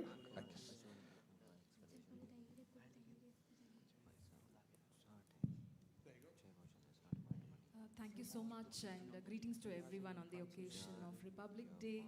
I would also like to thank the organizers for having this wonderful quiz, particularly in the context of Indian Constitution, and this question about Indian Constitution being a borrowed one is extremely contentious, and this is something that I personally encountered as a student, as a teacher, or as someone who's been engaging on constitutional aspect. It is really important for us to go back to 1940s and have a feel of what was the situation like at that point of time when Indian Constitution was drafted. And the task was immense for all those individuals who are part of that process. And looking at, just being independent from the colonial power, having had the immense impact of partition, and with all the deep-rooted structures of inequity, discrimination, it was a humongous task for those who were part of this process of drafting constitution. But there has been much said and often criticized that Indian Constitution is a borrowed bag, and critics have always, many of them have criticized, saying that it lacks originality, but there are a large section of academicians, thinkers, constitutional experts who differ from that stance. And Baba Saheb Ambedkar himself has contested this accusation of Indian Constitution being a borrowed bag, and he very honestly explained it in the Constituent Assembly in the month of November in 1948. saying that borrowing, there's nothing wrong in borrowing, and what they did was not plagiarism, but borrowed a certain ideal features from various constitutions and adapted it in the context of Indian society and various aspects of Indian society. And people, there are a lot of critics who also believe that borrowing is not a weakness, and borrowing also is a process of learning, and therefore when we speak of wisdom, wisdom is not confined to a particular civilization, and that's what the makers of Indian Constitution did. They studied, they understood, and they adapted these important good practices, and many of us are aware of these important aspects that we have borrowed from Constitution of Ireland, Constitution of Switzerland, Canada, and many, many other states. And it is really important for us to think in the context of how this propaganda also gets into the space of constitution making, precisely because of the presence of Dr. B.R. Ambedkar, and this is an attempt to negate the credibility of individuals who have contributed to Indian Constitution. This is also an attempt to negate the presence of progressive aspects that are incorporated in Indian Constitution. It is unfortunate that in this many, many years of how Constitution has grown and evolved, Baba Sahib Ambedkar himself says that no constitution is perfect. It is a text, it is a living document, it needs amendments, it needs change. And therefore, in the last many years, we have seen how progressive Indian Constitution has evolved. It has incorporated various aspects related to social welfare policies, inclusive policies, but at the same time, we fail to recognize how Indian Constitution remains as one of the symbols of good practices. And just to give you an example, I presented one of my report to the General Assembly on affirmative action. And this is basically, which is called as special measures in international context. And I was looking at reservation, in Indian context. And I was looking at how various countries have looked at affirmative action policy. And majorly the global south states stood out when it came to affirmative action policy, recognizing marginalized communities, recognizing intersectionality. And of all the global south states, I must tell you that India is one of the only states which has a comprehensive, elaborate affirmative action policy which speaks of proportional representation. And today, several constitutional experts, academicians, thinkers, academicians who work on judicial processes look up to Indian Constitution and use it as a good practice, particularly in the context of proportional representation, be it in education, employment, political representation, and in the recent past, particularly in South Asia, there are many states, particularly Bhutan, Nepal, including South Africa, who have taken inspiration from Indian Constitution. In fact, India has played an advisory role in drafting of this constitution, and therefore it is really important that, criticism is very important in a democratic setup, but I would say that criticism has to be informed criticism. Criticism cannot be based on misinformation and disinformation. And this accusation of Indian Constitution being a borrowed constitution is absolutely a misinformed and disinformed criticism, I would say. And there is always a scope of change, growth, rectifying the system, and I strongly believe that Indian Constitution has been doing it despite the limitations that we have. And as students, for you it is important to understand the historicity of Indian Constitution, the background in which Indian Constitution has come up, the background in which the preamble has been drafted, which incorporates the most finest and amazing concepts, which reiterates that Indian Constitution do not belong to a certain privileged caste, privileged class, or individuals, but Indian Constitution belongs to each and every one, each and every individual in this country. Thank you so much. Thank you. Thank you, Ashwini. Guys, that was the last one of our special inviters to talk. I think that has motivated me to do something. All of us, we're going to say the first 5 words. Do you know what are the first 5 words? Do I have to show this to you? No. The first 5 words of the Constitution, do you know, all of you? Can we all say it together? Which will prove what Ashwini was saying? Okay, it says, we, the people of India. Okay, it doesn't say South India or North India or this class. No, it is we, the people of India. And that is who have the power, right? Do not forget that. Do not forget that the Constitution belongs to the people, and we are the people, and we have the powers, okay? Thank you, Ashwini. Thank you so much. Buzzer. Okay, guys, all the best. Let's go. Also, please, Ajit will get very annoyed. Press the buzzer gently, okay? Okay, Appa? Okay. Yeah, we're good. Question number 1. The first words of the preamble of a constitution, we the people, is inspired by which constitution? Yes, well done. Table number 1. Which country? Yeah, fast. United Kingdom is wrong. -5. Really sorry. Audience, the United States of America is the right answer. We the people in big font. If you have seen National Treasure, yes, you would have seen. We the people is from the United States Constitution. Scorer, sorry if I'm going at full speed. Are we good? Okay, question number 2.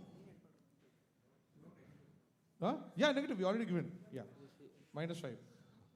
Which part of India's constitution is from this constitution? I'll give you which country, then you can tell me what part of the constitution. Shall I give that?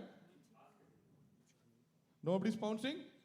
Okay, this is the Ireland's constitution. This is Ireland. So what did the Indian constitution? Wait, who does? Team number 3.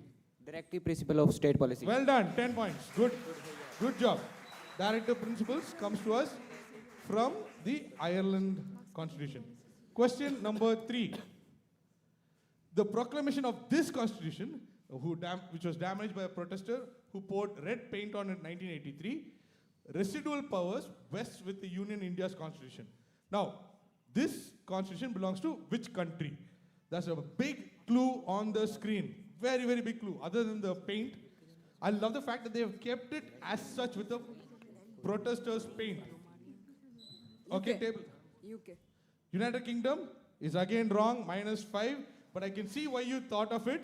That's the clue.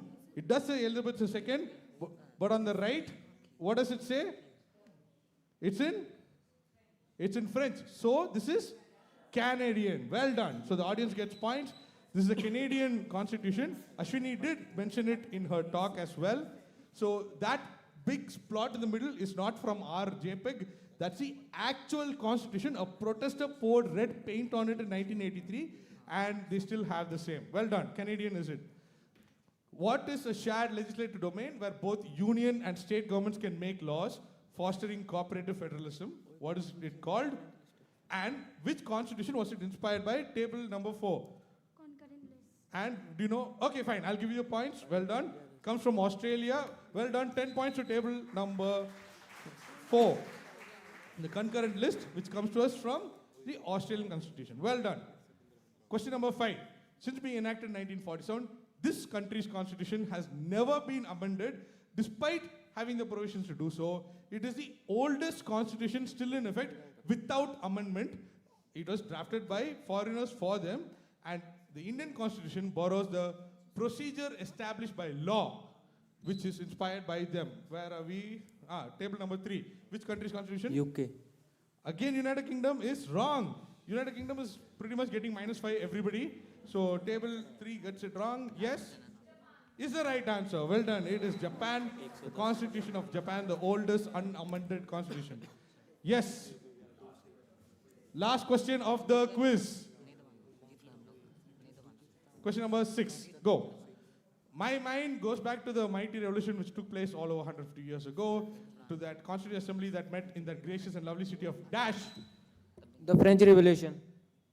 French Revolution. Okay, I'll give it to you. Paris is what we wanted. Well done. 10 points to table number 3. United Kingdom did not come on the list only. It was only responsible for -15. Nothing else. Yes, that is liberty, equality, and fraternity brought to us from the French Constitution. And that, ladies and gentlemen, brings us to the end of the first Reclaim Constitution quiz. It's been an absolute pleasure hosting it for you. we are totaling the scores. While we total up the scores, is there anything else that, no, I think somebody in the audience put up their hand. Okay, and let me, okay. No, before we go, this is not part of the script, but I have to thank. So my name is Bertie Ashley, I've been your host. It's been an absolute pleasure and an honor to do this. Thank you to Vinay, team Reclaim Constitution. Thank you to Vijay Chandru sir for motivating me to do this. This is something that it's been, for the last few months, it's been on our mind, and the team has done a great job. Every single volunteer, everybody, and every single person who's been walking around the country, randomly walking into colleges and putting up a stall, randomly following Stalin around so that they can catch him and talk him to him about this. Actually true, Vinay did that. And so thank you to the team. It's been an absolute pleasure and honor. Now over to the host. Hi Yamuna, here you go. Give a big round of applause for Bertie. Thank you.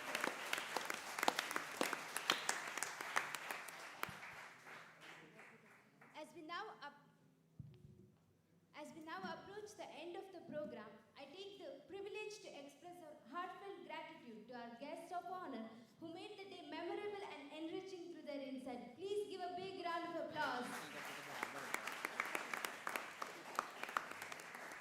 I request Arvind Narayan, Secretary of RBLMS Education and Charities, to come on the stage to felicitate our guest of honor, Justice Abhay O.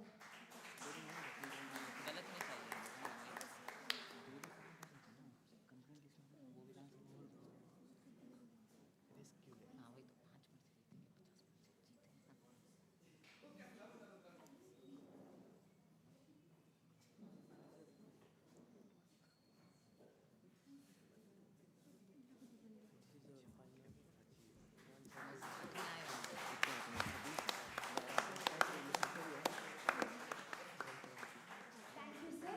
Now I request you to felicitate Mr. Chiranjeev Singh.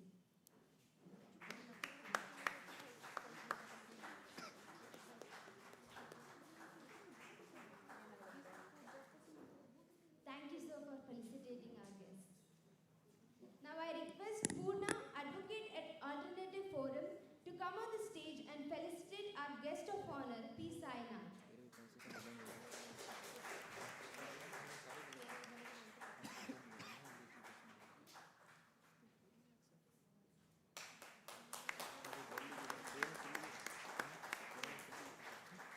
Thank you, ma'am.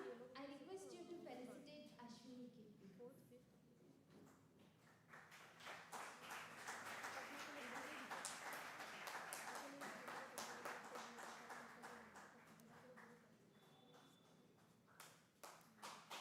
Thank you, ma'am, for felicitating our guest of honor. Now, I would like to take a moment to express our deepest gratitude to our supporters, without whom we wouldn't have come this far.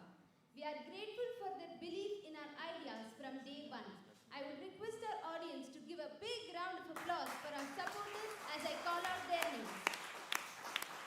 Professor Manju Reddy and team from Aradham, Mr. Deepu from Wits Law School, Bombay, Mr.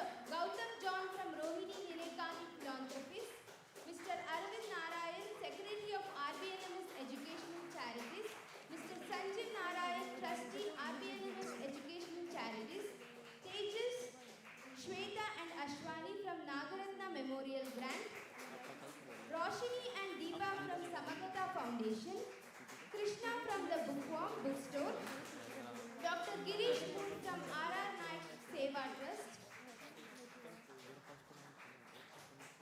Abhishek Devraj from Ison and Jacob, Manu Sebastian from LiveLaw, Aravind Rajiv Sarathi, founder of Exquisite, Vishwesh and Karishma from Teapot Films, Hari and team from Candor Concerts. There are other individuals who prefer to be silent supporters, but it would be unfair not to acknowledge them. Please give a huge round of applause for Advocate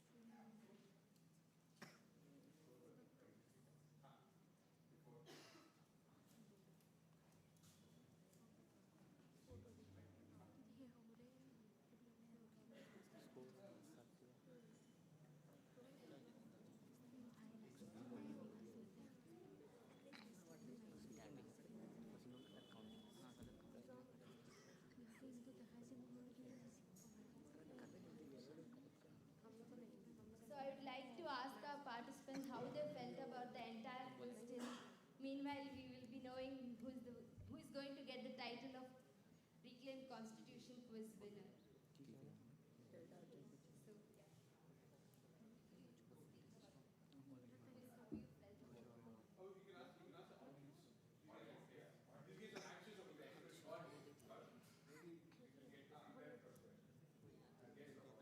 Audience, please share your feedback and how you felt about our quiz.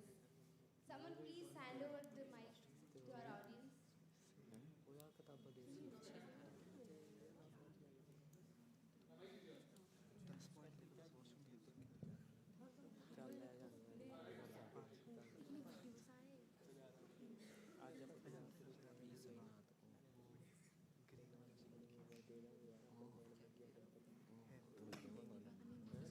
I think it was very brilliantly and superbly organized. I think the questions were extremely well thought out, and I would guess with reasonable understanding we could guess most of the answers. So I think it was a great experience. And thank you very much for making sure that it was so well researched and so brilliantly put together. Thank you so much.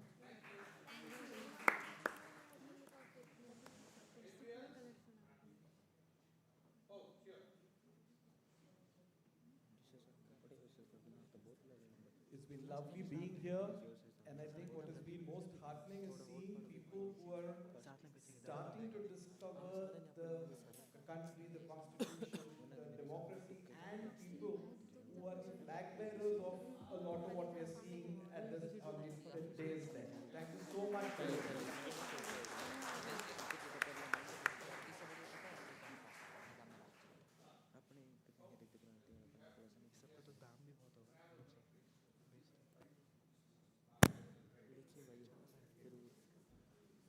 So, yeah, we're not giving away a book or books. We're giving away a library to all participants.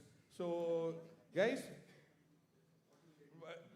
yeah, when you come back for Reclaim Constitution next year, by that time, we'll ask page number 35 in P. Sainath's book, what is the fourth word, okay? That's what we're going to be asking. By the way, do I also get one of these books? I want to get autographed and all today. Very good. So, ladies and gentlemen, this is the library that everybody is going home with. Guys, I can't, can I truly say that I'm actually jealous of all of you. If I had an opportunity like this when I was in school, I would have loved it. You guys are really, really lucky. And remember, this was a nationwide quiz, a national level quiz. So you are all, just by being here, you already proved yourself more than anything else, right? So these results are only for this stage, but you don't have to prove it to anyone else. Every single teacher, every single parent who's come accompanying these children, give yourselves a round of applause. You made it, right?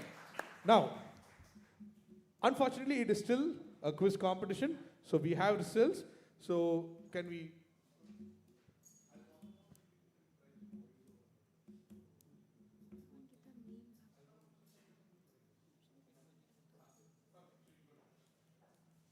When we call out the results, I would request the team to come up and come front and get your prizes and also look into the camera. May I also ask the accompanying teacher or the parent to please come forward and be ready so that you can join in the picture as well. You deserve some of the accolade as well. So if whoever's come along the long distance, whoever it is, please come forward. You can stand here. When your team comes forward, you can receive the prize along with them. Right? Everybody, you're cool? Okay, cool. Over to Yamuna.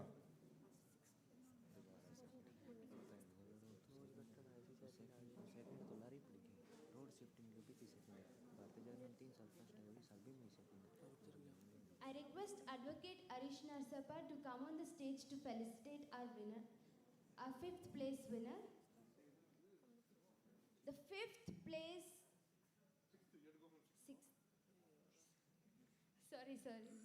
6th place goes to any guesses? Sudarshan Vidya Mandir, Bengaluru.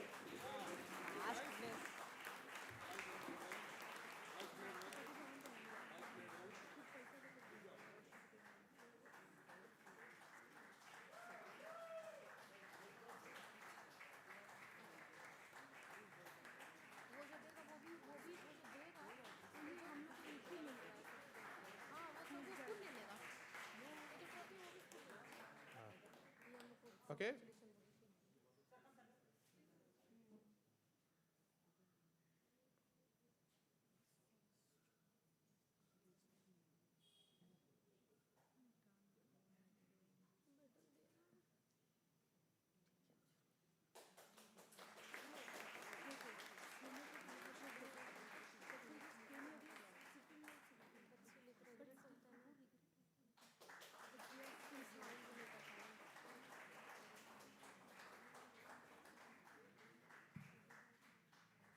Well done.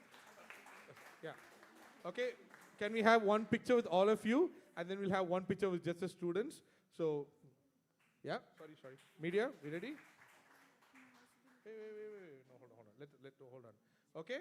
And can we just have the students, please? So with you, sir, of course. And you can give the certificates. Can students hold on certificates? Can we have the parents and teachers on the side, please? Yeah. So just the students. There you go. Ladies and gentlemen, all the way from Bangalore, Sudarsha Vidya Mandir. Yes.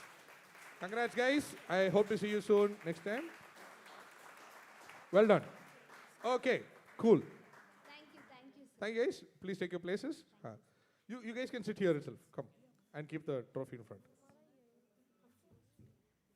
Now I request Professor Manju Reddy to please come on the stage to felicitate our 5th place winner.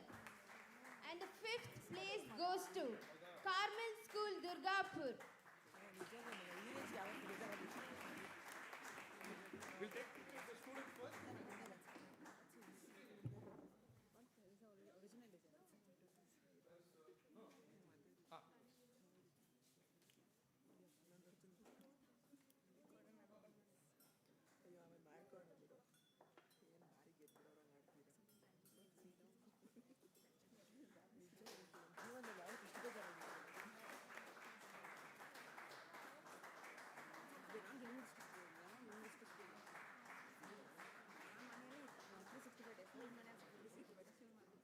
Okay, and now can we have the teachers and the...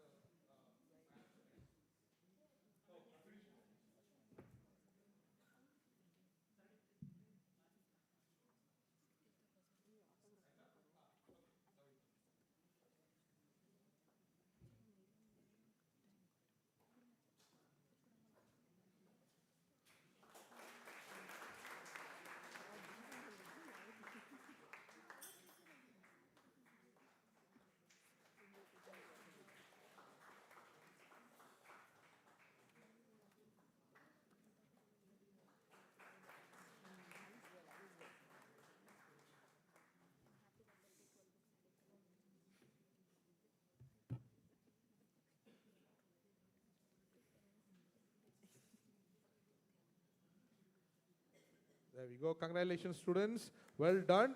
We hope to see you soon. And all the best. Right, everybody? Thank you, ma'am. 1 second, Yamuna.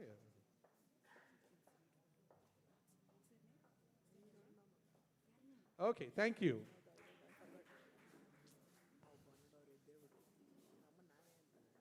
Now I request Tejesh from Nagaratna Memorial Grant to kindly come on the stage to felicitate our 4th place winners. And the 4th place goes to Kendriya Vidyalaya IIT Guwahati.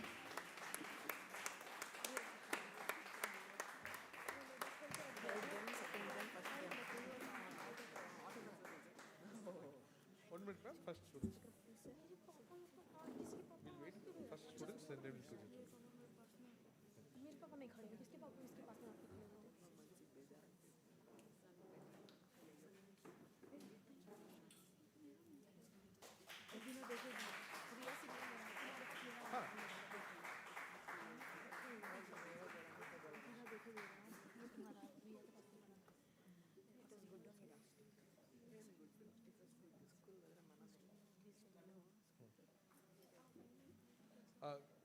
Can you have picture with just the students, please? No, sir. You can stay.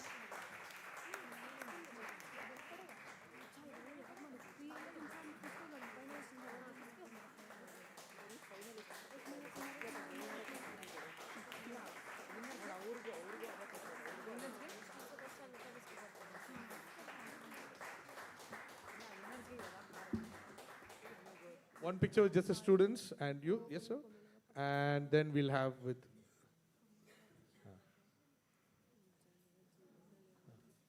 Okay. Yeah. Sorry.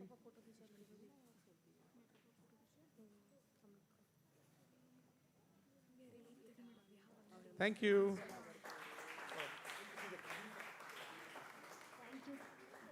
Okay.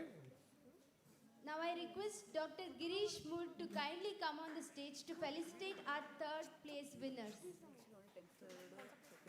And the third place goes to Carmel Higher Secondary School, Goa.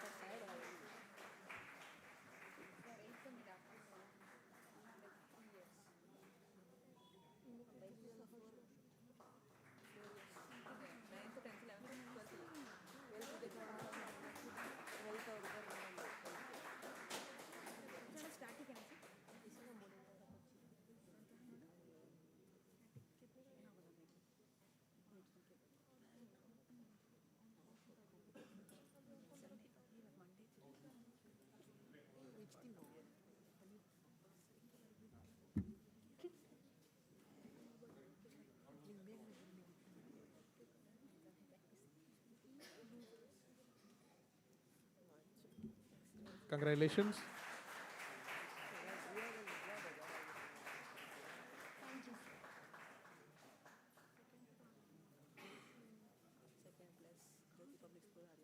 Now I request Advocate Abhishek Jebraj to kindly come on the stage to felicitate our runners-up of the quiz, Jyoti Public School, Lahali.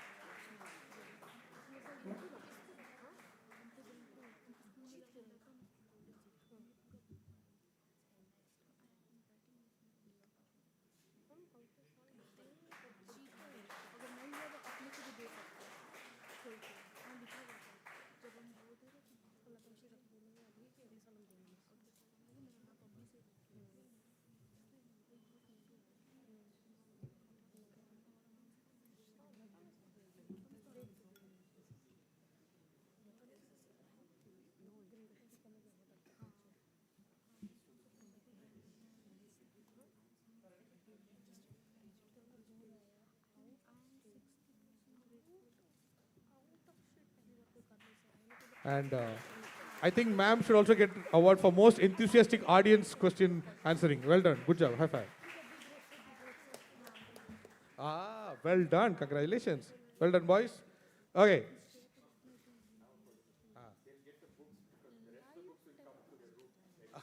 Okay. Big trophy. It's okay. Now I request all our guests of honor to kindly come on the stage to felicitate our winner of first edition of Reclaim Constitution quiz. And the first place go to Shriram Sanitiyal School, Patna.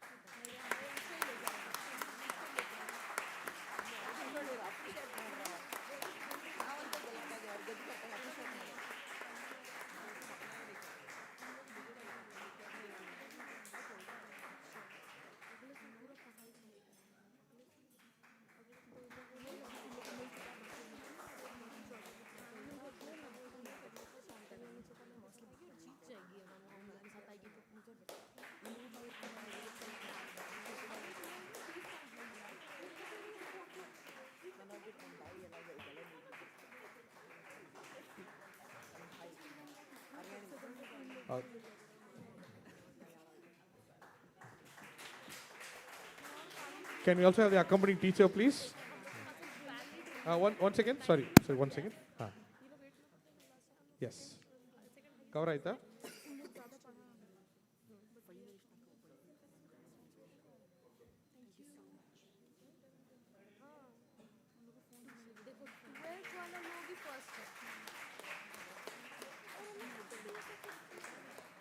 Teachers, can you can please join? Yes. Parent and teachers.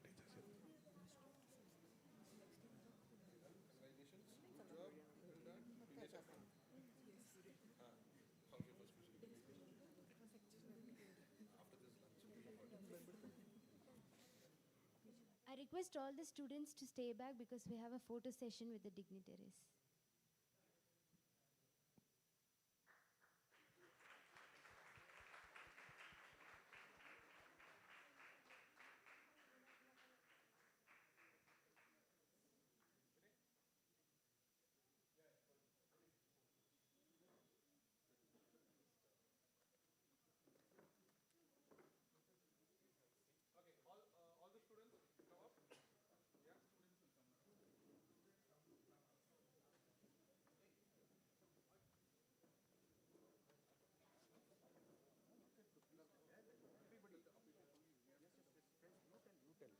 Ladies and gentlemen, the best is yet to come.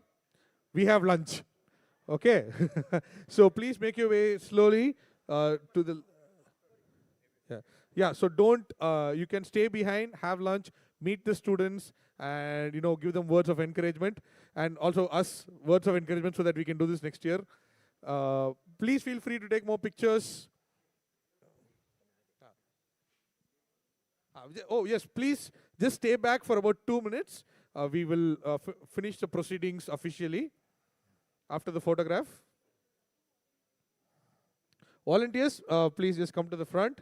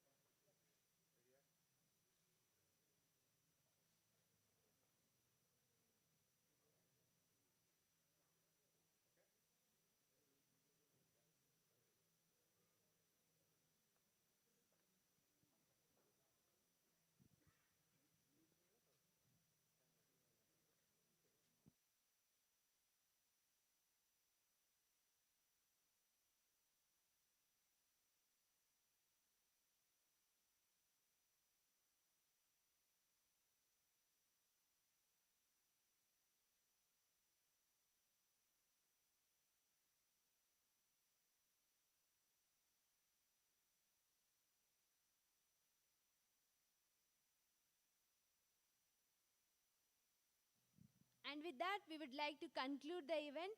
Let's stand together for the national anthem.